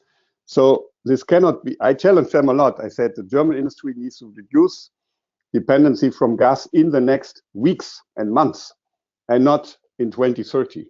So I'm not an ally of industry, but I also have to see the facts that we have in ETS2 almost no risk of carbon leakage. Also in maritime and aviation, I'm for full auctioning. But in ETS1, we have challenges with carbon leakage, and the Innovation Fund is not the answer because it doesn't give predictability. You will never know if you get support from the Innovation Fund instead of the free allowances. So that is something we need to discuss carefully. Thank you so much. Emma, I'm sure you have some responses to that as well. And also, Erki, if you want to just turn on your camera for a minute, you can too. Go ahead, Emma. Yeah, no, absolutely. And first of all, thank you to all speakers. I think it's very useful that we have this exchange. Peter, of course, I don't want the war in Russia to be there 2026 and 2027. However, it is a bit naive saying that 40% of Russian gas should be replaced tomorrow. I personally want to have an export ban tomorrow, not to finance Putin's war. I 100% agree with you there. However, to replace 40% of the gas supply will be painful, it will be hurtful, and the market will be disrupted for many years to come if we are to first cut it tomorrow or any day now to make sure we don't finance the war, but also in the long run effects, not being able to fill up our gas storages like we normally did or like we normally used to. That will have long-term effects. So I don't think it is as simple just saying that the war will not be there in 3 years. I really, really hope the war will not be here in 3 years. However, the consequences of the energy market will likely be there. I think also, I mean, related to this, I really liked was it Sabine from Carbon Market Watch? Sorry, I don't remember the name. But I think it's very useful to hear her remarks on the free allocation, something that's derogating the trading scheme a lot substantially, is also causing a lot of negative effects on our front runners, the industries really doing their homework, doing their thing. they are also then punished by the system because free allocation is disrupting the market whether we want it or not. I think especially we need to be careful if introducing the scheme, the ETS2 on households, then it absolutely does not make sense to in the same time still have free allocation for industry. If consumers are to pay, then industry have to pay. And I really don't see the problem with carbon leakage in the same way that Mr. Lee said that you do. I mean, the evidence of carbon leakage are very weak and very low. The scientific base for that, it's not obvious in any way. I do think we should handle industry and the competitiveness of European industry carefully, of course, and that's why I also listen to good arguments, but the free allocation is something that we need to move away from in the long run if we want to have a functioning carbon market. Those were my few remarks on that. Of course, not Innovation Fund or Net Zero Fund can replace free allocation. That's not my proposal. We'd rather say that Innovation Fund or a Net Zero Fund should be a complement, really boosting and supporting the new technologies that we want to see. I also believe that can have a huge global impact. I mean, taking a technology leap and taking a innovation step for industry, it's much easier if someone else already did it. Here in Europe, we have the money, we have the industries that can do it, that will also have a green advantage by doing it.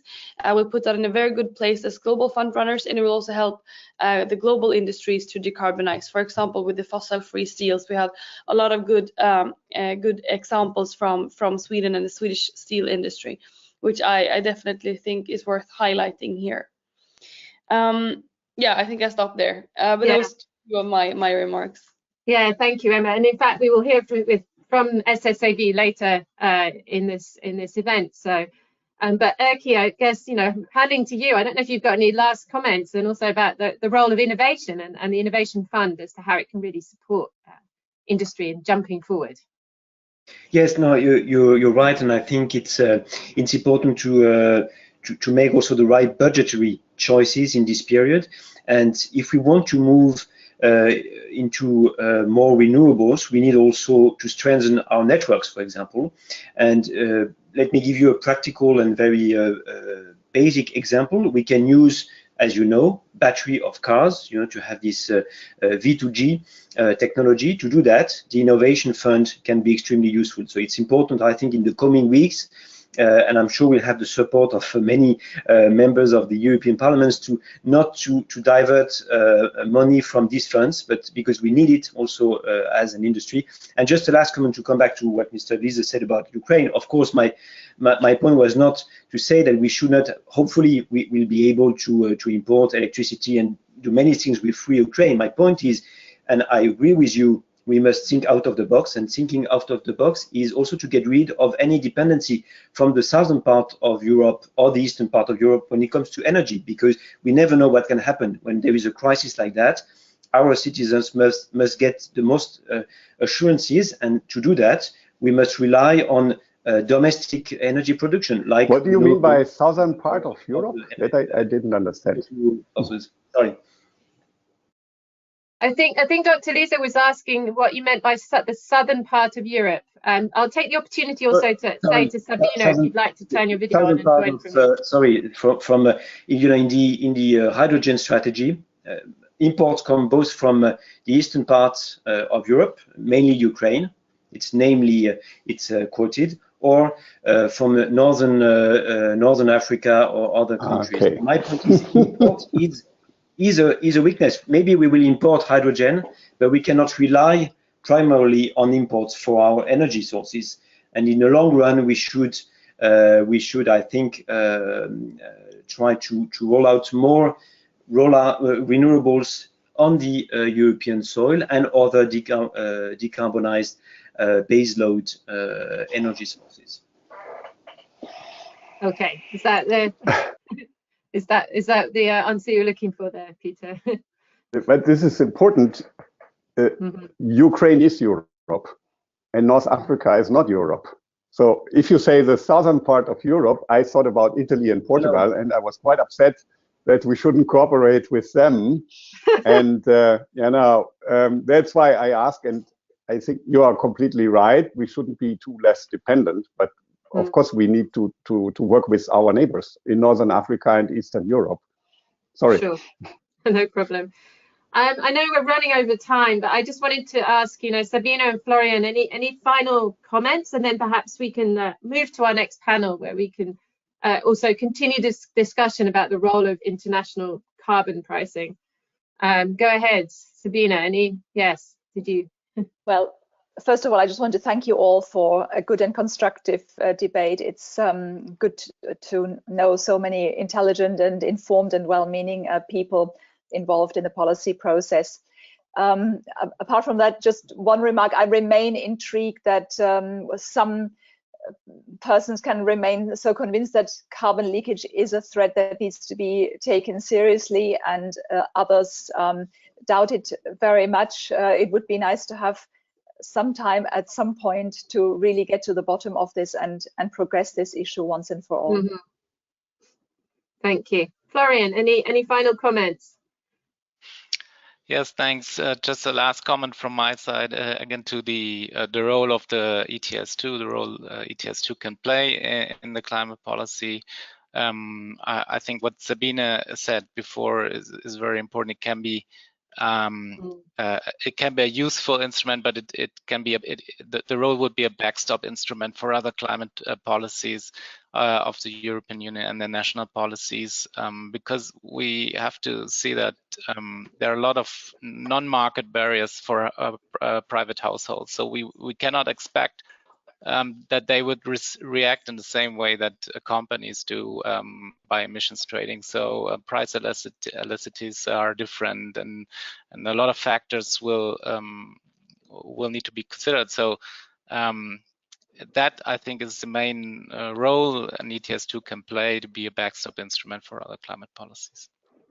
Thank you so much, Florian. If anyone has any final comments, this is the last opportunity. Otherwise, I'd like to thank you all very much for joining us. Perhaps if everybody can turn off their videos now, so that we can move to our next panel, which is about the role of international, the link to the international dimension of carbon pricing, and which mechanisms do we really have to drive climate action globally. Now, Helmut, I thank you so much for stepping in, because I know that your colleague was dragged into something else, but Dr. Helmut Pajeski is joining us. He's the head of department for general climate policy in the Austrian Federal Ministry. Now, as we've had a very rich debate on the ETS, and it's kind of jumped into some of the issues in this panel, of course.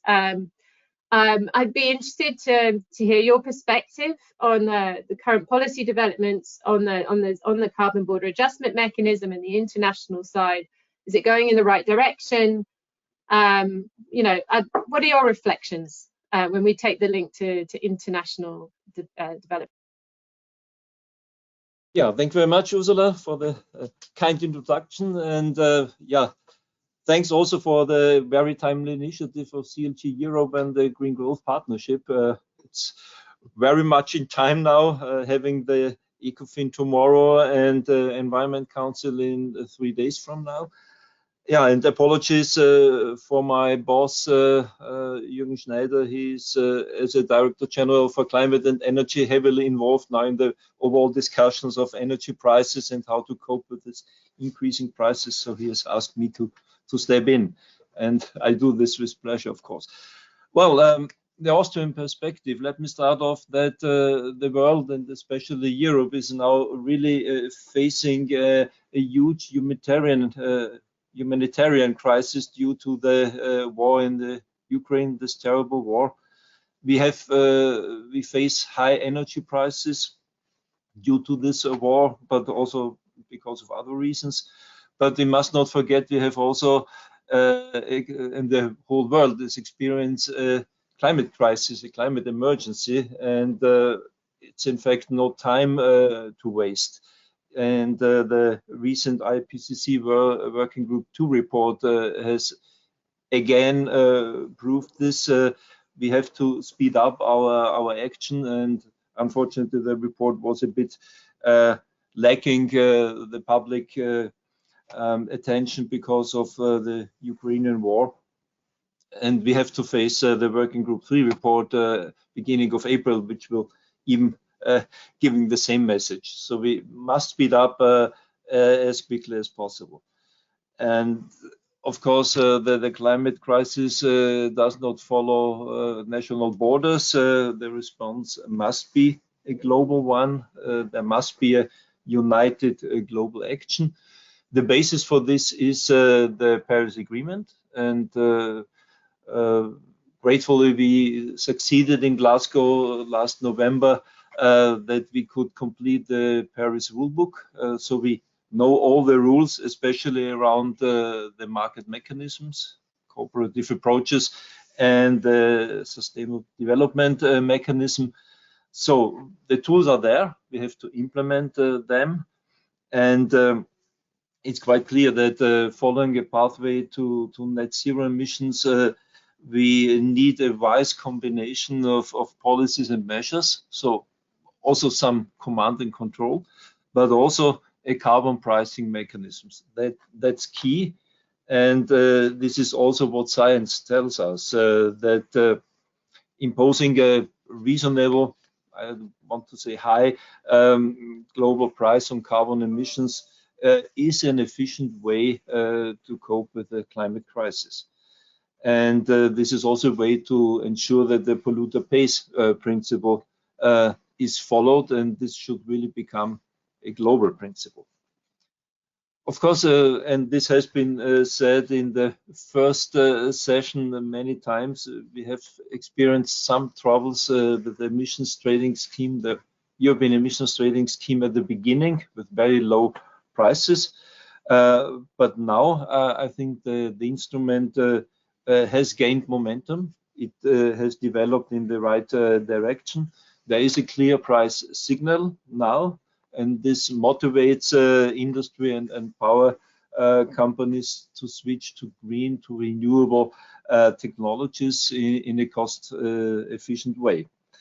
And I think all the discussions, of course, the social impacts are huge of the high energy prices, but on the other hand, it gives even more pressure on switching to renewable energies to get more independence from energy imports, and especially Austria is highly dependable on imports from Russian natural gas. It's more than 80% of our gas consumption comes from Russia, so it's even for us it's very important to look for short-term alternatives, but also to speed up switching to renewable energies.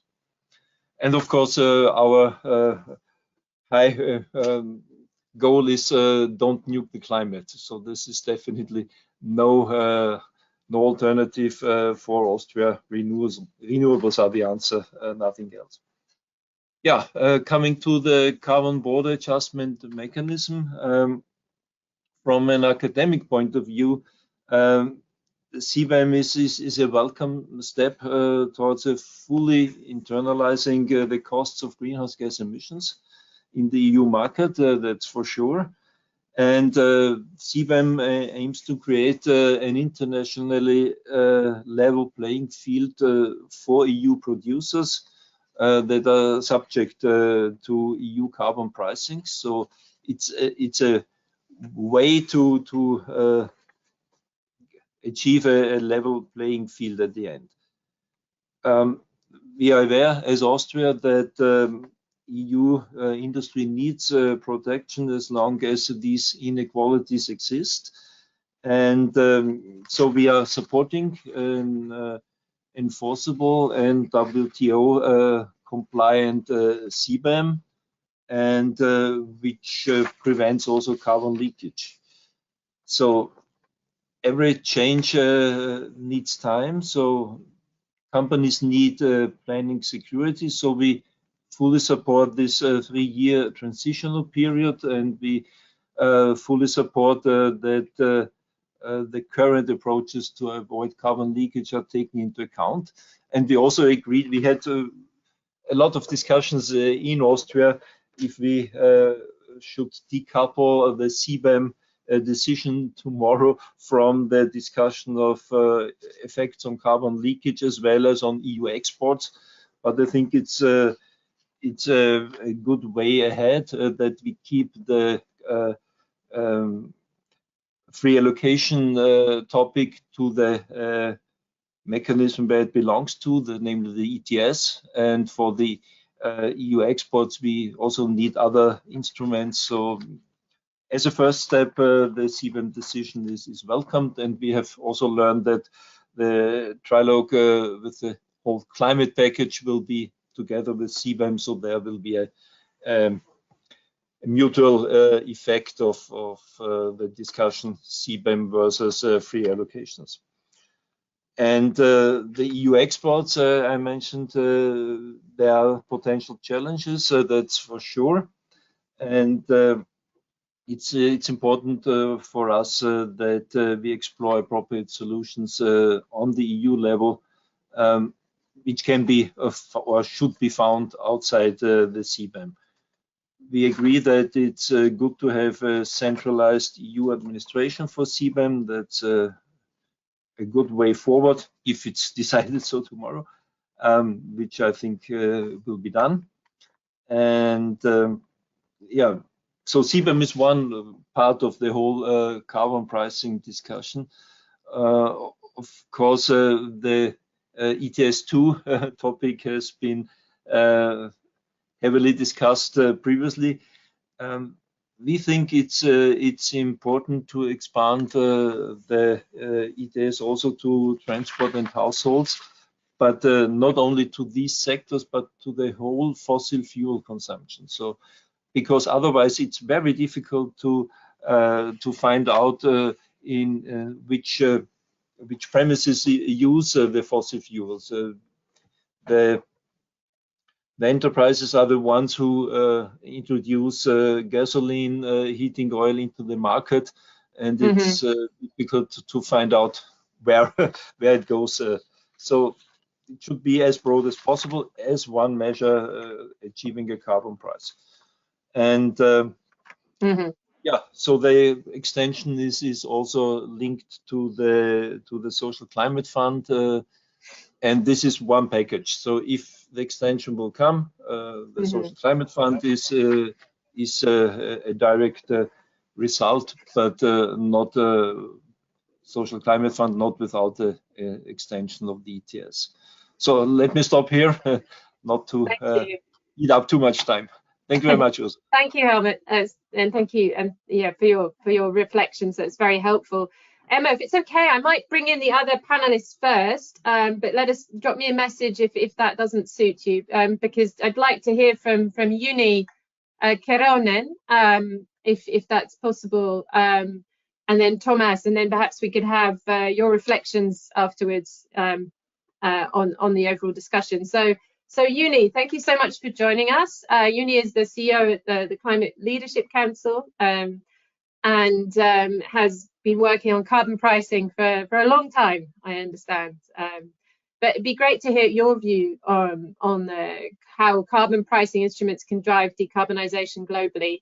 I mean, as Emma mentioned at the beginning, you've also been instrumental in driving a carbon call to support this as an international instrument. So yeah, go ahead, Uni.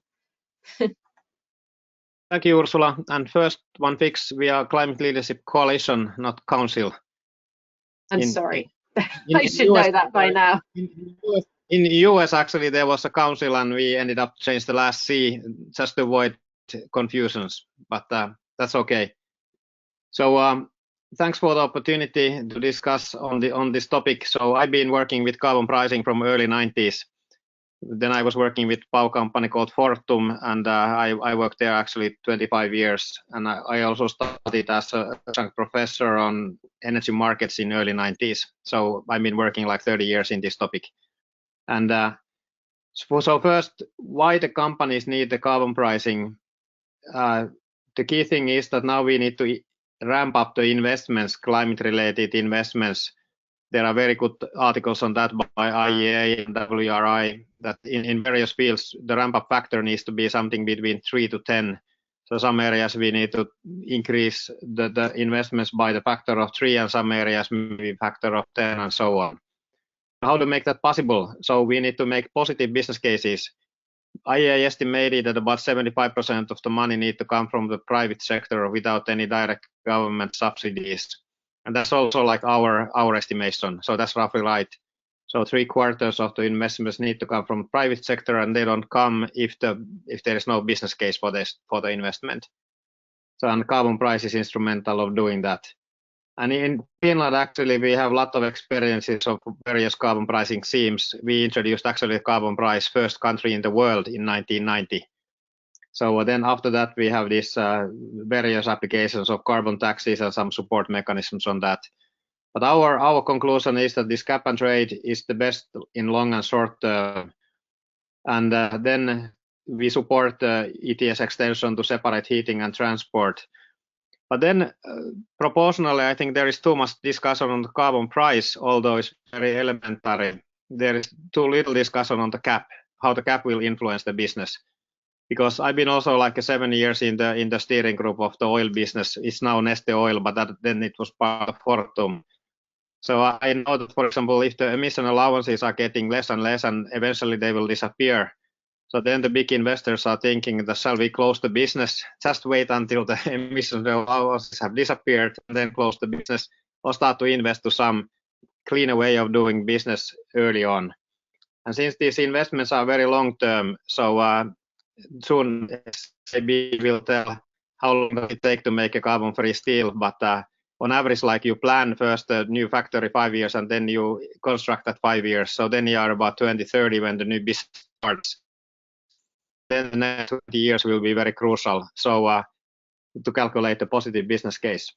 So this is so very important. And then about the taxes. Taxes are good short term, but because the governments tend to change after every 4 years after elections, and then the priorities will change, it's very difficult to set such kind of taxes that are valid 30 years from now, because there are so many governmental changes. So therefore, this cap and trade and ETS, which is like the union, is like a treaty between countries. That's more predictable, solid, like a framework for the companies. And then why the international expansion is very important is that the last year when the data was collected, so about 50 billion USD was collected by emission allowances or taxes. Then indirect fossil subsidies were 500 billion, and the indirect damages estimated by IMF, mainly caused from the health effects, were like 5,000 billion, 5 trillion. So this means that with 1 unit of money, we penalize the pollution, we support it with 10 units of money, and we don't care about the damages with 100 units of money. So if you don't change this, like this system, like a vicious circle, will continue from here to the future. So that was also the reason why I established this Call on Carbon initiative, just to gather that how big portion of the businesses are supporting the effective carbon pricing. And before Glasgow COP, we got about over 140 signatories, close to 100 business leaders, and then some association leaders as well. And together they represent like 25% of the world businesses. So this is over 60 million companies and farmers, over 25 trillion market cap, over 120 trillion assets under management, and they work in more than 100 countries. So this, according to our knowledge, this became the largest initiated climate initiative last year, and we are still continuing that at least until the Stockholm Plus 50 conference. And when we have discussed a lot with, for example, Paul Polman, we know that there are some other organizations like ICC, OECD, WTO, IMF, World Economic Forum, and US and Business Roundtables. They have quite similar initiatives. So now our next step is to gather them together, like joint action on this before the Egypt COP. And our end game of this would be that we would be very happy to have coalition of countries like the High Ambition Coalition was enabling the Paris Agreement to start to work on this ramping up carbon pricing internationally. And we were also pleased when Timmermans organized a meeting on this in Glasgow COP, inviting other countries for this kind of coalition of willing. So this is still open, so if you are interested, please join the site. And I see that some of the signatories are also present here in this meeting. And then finally, my third point was that this carbon price alone is not adequate. So especially in the early phases, to create the markets for the new products, we need some other mechanism supporting this carbon price. Carbon contract for difference is very good mechanism. And know that lending obligations and quotas will be very good for the drive, for example, the new materials in the early phases. And then finally, this using the carbon footprints as a purchasing criteria, public and private procurement, as well as in CBAM, will be very important. So those will also drive the innovations. They create the demand for the new products, and then the biggest ramp up will then be done by the carbon pricing and the systems like cap and trade. So these were my key points. Thank you. Thank you so much, Uni. Thomas, thank you so much for joining us as well. So Thomas Hernfeld, who is the Vice President for Sustainability and Public Affairs at SSAB. So a leading company when it comes to fossil-free steel. And we've already heard a little bit from Emma about that. But we'd be really interested in your perspective on the questions around how the CBAM can contribute to the creation of markets for decarbonised materials, but also this broader question about if you're a front runner, how can these mechanisms really support you in driving forward new and innovative materials? Thank you, Thomas. Thank you, Ursula. Well, I mean, obviously, the intention with the CBAM is to create a level playing field inside Europe, insofar that both European and non-European steel producers will carry the same type of carbon cost. And of course, that gives an incentive to companies to reduce their CO2 emissions and thereby become more competitive in the marketplace. And I think that is something that is very positive. And I think also that the CBAM will be a clear signal to producers also outside the EU to reduce their emissions and give a clear signal that this is where we're going. I think that's very commendable and something that we certainly welcome. I think that for us and basically for all steel companies or companies with high CO2 incentive operations, the principle that the polluter pays is important, that we have a long-term signal that there will be, as Joni said, a business case for reducing emissions. I think that's quite important and quite clear. Obviously, the so-called free allocations, we've heard that today, are quite controversial, and a CBAM would reduce the need for such a mechanism inside Europe. What I think is important is that when we look at these basically then trading mechanisms, the ETS inside Europe, is that we make that technology neutral as long as possible. Today, it's very much linked to what kind of production process that you're using, and that could, if we handle it in the wrong way, disincentivize companies to change production method, and that's something that we need to be aware of. And I think there the discussion is going in the wrong direction. The ETS need to give an incentive to research and innovation, new technologies, and so on. We also need to make sure that we're not unduly using state aid or state support to conserve old ways of doing things, but rather continue to develop the industry. I think we need a market-driven change of the industry, and I think that we have today reached a point where we also have end user demand for product with a low carbon footprint. And here I think it is also important in the future that we make it easy both for, let's say, private consumers and professional purchasers, and also like Jonas said, public procurement to make the right choices. We don't have any good standardization for what is green steel or whatever we want to call it in the future. And that there is an area where we would really benefit from clear guidelines and guidelines and standards that give the right type of incentive for developing your processes further. We need to have ambitious thresholds for what is considered green in the future. There has also been discussions about different kinds of carbon clubs and trading blocks with various types of emission mechanisms and emission trading. And here I also think that the CBAM can have a right and positive influence. So in summary, ambitious threshold levels, level playing field, a mechanism that can handle technology neutral and encourage breakthrough technologies is really the most important thing.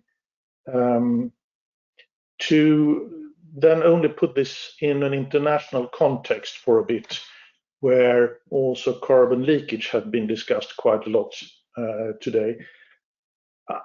You can look at this from various angles, and I can certainly understand that there is a mixed picture that can happen depending on where you're reading. But to make things simple, when we have the CBAM inside Europe, European steel producers and imported material will carry the same type of carbon cost. There is no doubt about that.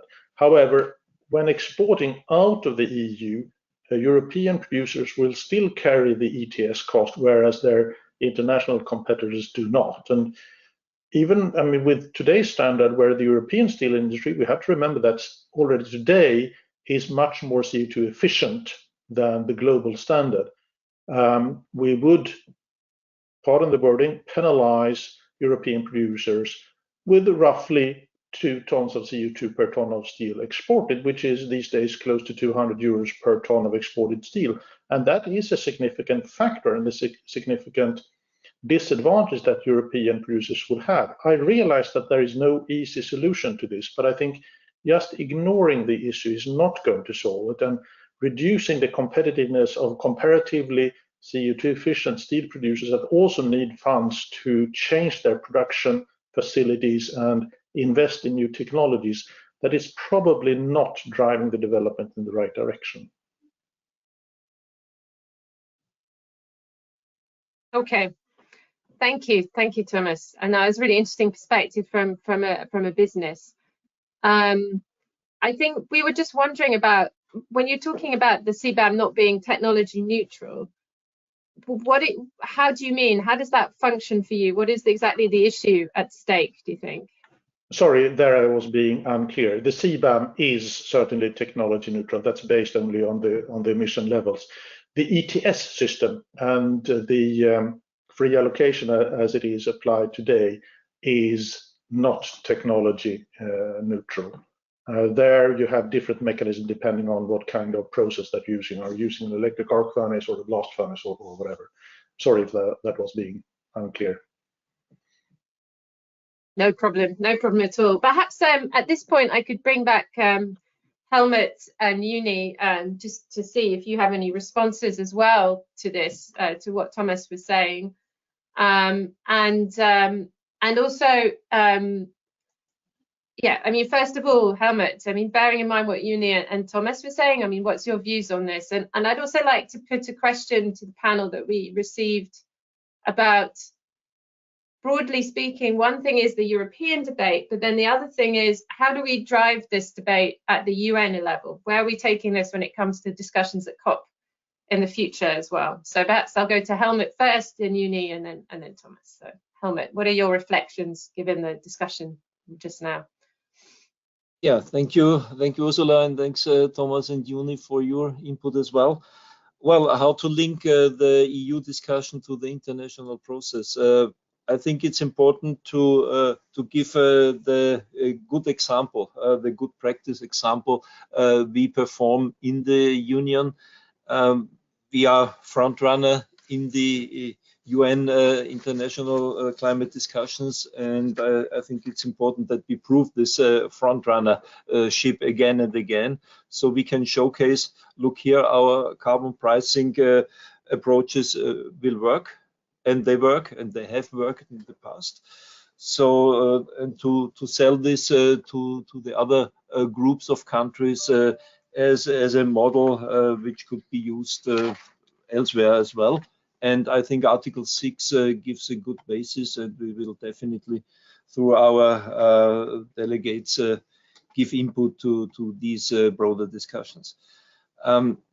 Short reflection on Thomas. You said, or you put the question, what is a green steel? Well, for me, green steel is steel which is produced without any greenhouse gas emissions, so turning to a with power, so electricity driven steel plant, of course renewable electricity, or operated with green hydrogen, so produced from the sun and nothing else. So the least greenhouse gas emissions, the better, in fact. And on uni, well, this call on carbon is definitely an interesting approach, and will help as many other initiatives. And we are very grateful for all the initiatives businesses have throughout the world. And all these initiatives during the Glasgow Climate Summit have shown there's a lot going on, which we can take on board and use it for our further steps in the international discussions. Thank you. Thank you, Helmut. Uni. Thank you. So I'm thinking and writing at the same time. So I will not address any particular person, but for example, I forgot to change this technology change, that we will have electrification in transport and electric fuels, and then also electrification with heat pumps of heating. So the technology change itself are driving or is driving us towards the ETS kind of systems. So therefore, it would make sense to have at some point more similar architecture for also the transport and heating. And then in UN level, Ursula, you asked that what the UN can do better. So this carbon pricing, of course, was addressed in Article 6, and it's very good that it's now more or less completed. So that was also one of our calls last year. But then there are still some practical problems or questions how to implement that in practice.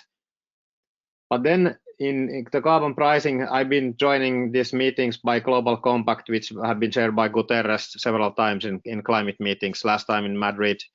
And there has been discussion on carbon pricing, but this is like informal. So I would be very happy that if, for example, this high ambition coalition, this Figueres and Cañete, they made a lot of the grounding work before the Paris Agreement. So I would wish that also the current leaders of UNFCCC and maybe somebody from EU, maybe Timmermans, would do some groundwork of building this high-level ambition coalition for carbon pricing. And then also the last point, what I wish from this from Glasgow to Sharm el-Sheikh is that this investment ramp-up will be a key topic within the next like a spearhead project. So this Race to Zero was a very good project for attracting voluntary actions on climate strategies and plans and targets, but we know that the investments will not have money if the external environment is not in shape. So that is something also what I would wish that, I don't know whether Nigel Topping is still leading that effort, but somehow the investment ramp up and carbon pricing as a key area when we go on closer to the Sharm el-Sheikh COP. Thank you. Thanks, Uni. So, Thomas, I mean, do you agree with the definition of green steel for a start, I guess? But otherwise, any other points you'd like to address? No, I couldn't agree more. There is a reason that we at SSAB talk about fossil-free steel. We don't want to reduce emissions. We want to get rid of them. I couldn't agree more. I'm totally in agreement with Helmut there. What I think is important is that we, how should I say, we make that an official statement as well, that we have some kind of standard within the EU for what you are allowed to call green steel or CO2-free steel or CO2 lean steel or whatever you want to call it. Because again, I think that we are right now at a tipping point, or we have already passed the tipping point where we have end user or end consumer demand for products with a low carbon footprint, and we need to make it easy for people to recognize this. And if we can have that in an obvious and transparent way, that will be an additional driver for companies to decarbonize as fast as possible. I think that is quite clear, and I think that is a very encouraging development that we see right now. And then obviously I agree with Joni, if we can bring this up on a UN level and the more global we can go with these type of trading mechanisms or CO2 cost, the happier we are. I mean, I think we all share the dream of a global price of CO2, and maybe some of us are young enough to be able to experience that sometime in the future. But in the meantime, I think every step in that direction is welcome.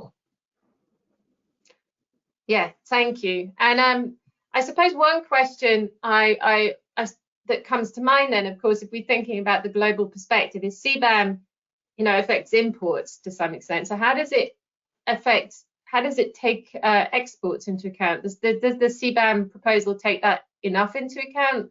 How can we protect EU exports in global markets? What does this look like? I mean, I know that free allocation has often been the way that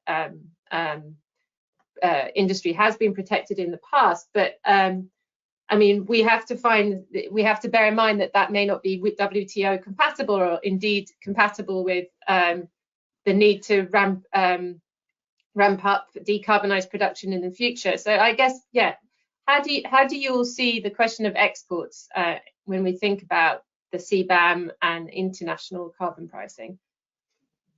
Let's start with who would like to start?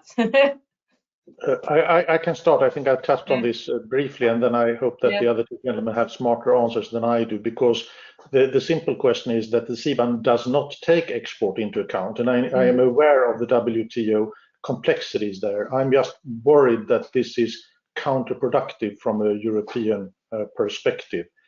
In a perfect world, and I know that rarely exists, if you add a tax or a carbon border adjustment when you import something, then you reverse it when you export it. That's kind of how things work. That's what we do with the VATs, for example, these days. And in this perfect world, what we could or should do is that we follow the carbon cost all the way from the raw material, the steel in this case, and accumulate that as we build it into a truck or a refrigerator or whatever that is. And then we can keep track of that carbon cost and for export to some extent reverse that.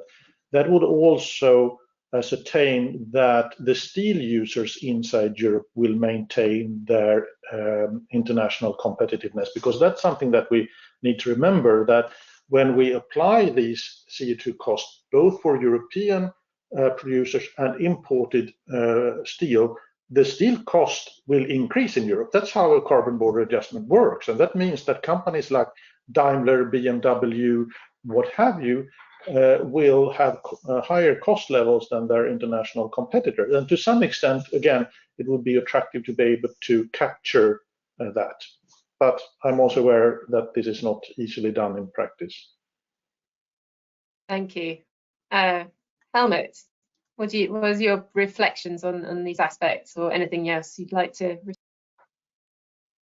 Yeah, thanks, Ursula. It's a difficult topic, how to deal with the EU exports. For sure, the CBAM itself may not be the right instrument. This has to be covered somewhere else. It has to be WTO compatible, that's for sure.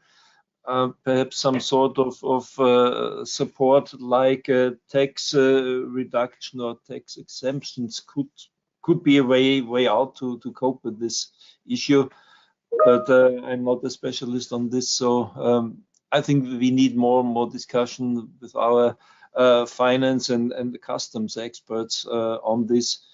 It's good that it's now separated from the decision tomorrow, but definitely more work is needed on this. And I don't have, unfortunately, a good answer by now at this point in time. I mean, and obviously, in any case, it must be only supportive of, you know, decarbonized options in the end, right? I mean, this is where we have to go to. Uni.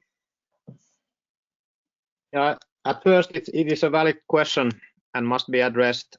And overall, the climate policies so far within EU and countries, they have more or less focused on the emissions or sinks within the borders of certain territory.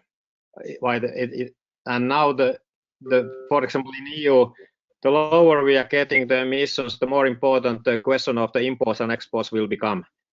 And for example, we have made a policy proposal for EU and also the countries like Finland that we should start to take the holistic approach for this climate planning.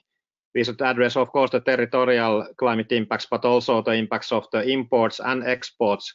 And also in the exports, there is this positive side that with many of our products, our customers can reduce their carbon footprint outside EU.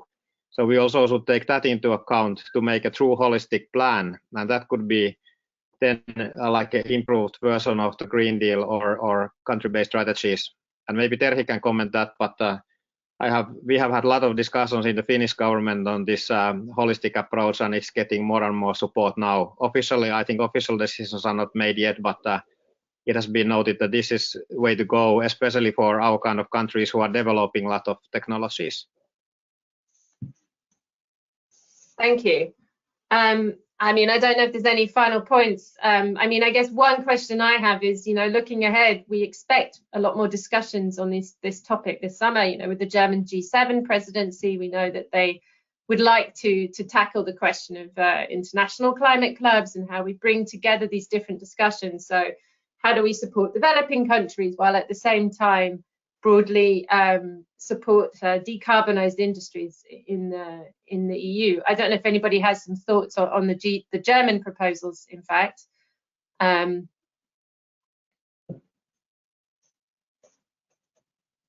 No. I think brief response. Yeah, the idea of such a climate club is definitely worthwhile looking at it, and if it's broadly supported not only by G7 but also by G20 and other big players in the international discussions, so any initiative which moves us forward will help. Yeah. Just as a brief one challenge with closed climate club is this, that whether it will strengthen this firewall between the developed and developing countries. And in our vision, when I say climate club, I mean that everybody can join, whether it's in G7 or some developing countries, because they could also benefit from clever use of carbon pricing. Thank you, Uni. That's a really important point to finish on. Well, I'd like to thank the rest of the panel for joining us. Thank you all for your time. That was a fascinating discussion on some of the implications of this really complex topic. And then perhaps if I could bring in Terhi for your final reactions to this debate today. Hi, Terhi. We've gone in depth into many different questions, the ETS, but also the CBAM, and then a bit more in detail on that. What are your concluding thoughts now as we head to the end of this event? Thank you, Ursula. I think I can speak for everyone when I say that it's been a very interesting conversation at a terribly dire juncture in European Union history. And I think we owe it to Ukraine and to our citizens to work as fast as we can to exit from Russian energy. And we should look at the innovative ideas like the proposal for significant tax or tariff on Russian oil and gas in case we cannot stop imports altogether. We also owe it to Ukraine and Ukrainians and our citizens to keep the momentum on ensuring we tackle climate crisis and maintain the 1.5-degree window open. And we should not kid ourselves, it will not be easy. It will be a challenge to our economy when we need to now do this very fast in the situation we're in. And I would simply like to join Dr. Lise in recognizing the efforts of Poland in particular, having received over 1.5 million refugees. And I would like to reiterate the importance of progressive business inspiring countries, us in the EU and others, towards Paris Agreement consistent policies. We have heard very powerful arguments why pricing is so crucial for the private sector and ensuring the investments we need. We should all take note of the comments by Thomas Hernfeld on the disincentives in the current ETS and the need to ensure a market-driven change of the industry. He also had very pertinent remarks for policymakers regarding how to facilitate the end-user demand that is nascent in terms of making it easier for public procurement for consumers to have informed choices as regards carbon footprint of products and goods. And Joni raised also the discussion that we have also in Finland about also tracking consumption and based emissions, and also monitoring and tracking the handprint that industry and experts can have. What I find is very encouraging is that we've come such a long way in climate policy, that where we have the business sector having such an important role in playing a part in the solution and also in the policy design. And it is very important to have events like this that provide a forum for positive exchange between governments and businesses and other key stakeholders and opinion leaders determined to support the development of a climate neutral and prosperous Europe. Thank you. Thank you so much, Terry. That was we really appreciate your support on this, and it's great to see that policymakers are recognising the role of progressive businesses in developing solutions. We're really committed to continuing to support this as the Fit for 55 continues. So whether it's a Uni's call on carbon, but also the work that the Corporate Leaders Group is doing as well.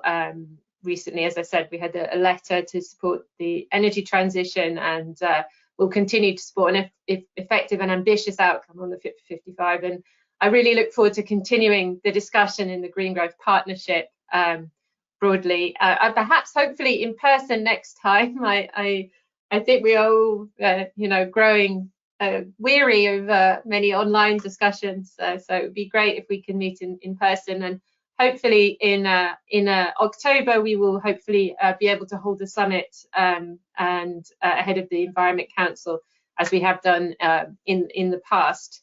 So thank you so much. Maybe a couple of final remarks from our side. I mean, we had very passionate comments on what is happening in Ukraine and how we can really answer to the Ukrainian people. It's clear that this has a massive impact on global security, but I mean, directly as relevant to our discussions today on climate, and the real links between energy security and the climate agenda have never been clearer. I mean, it's absolutely critical. I mean, we really see that strengthening the EU's energy security and resilience is the way to reduce our vulnerability to fossil fuels and to help prevent future energy and climate crises. And I think the dual kind of focus on accelerating renewables, but also energy efficiency, and we must not, as the Commission considers their plans on this in the next period, will be really critical, really showing how we can, in a concrete way, increase energy efficiency, insulate people's homes, build heat pumps, as people have been saying, and accelerate renewables at the same time, I think will be essential. I think we've heard consensus, as you said, on the need to move forward on the Fit for 55 as a means to address these in a connected way, and agreement that we do need a strong carbon price to provide predictability and decarbonise industry. But of course, we do need to also address the social dimension and how and where and exactly how to design the ETS2. So when does it come into force? How do we protect households? How do we make sure the funds are distributed correctly?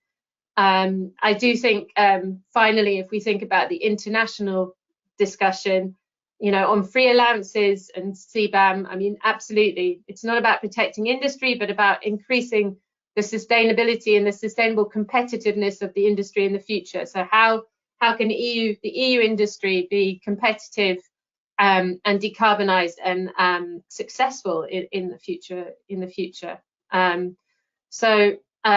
First of all, thank you everybody. We hope that there is an acceleration on the Fit for 55, in fact, and in these discussions. We look forward to hearing how the Environment Council discussions go on the 17th. And I'd like to just finish off by thanking everybody for joining us for this really fascinating discussion, and the level of interaction and debate has been wonderful, and we hope to keep in touch with many of you in the next period. So thank you very much, and have a good rest of your day.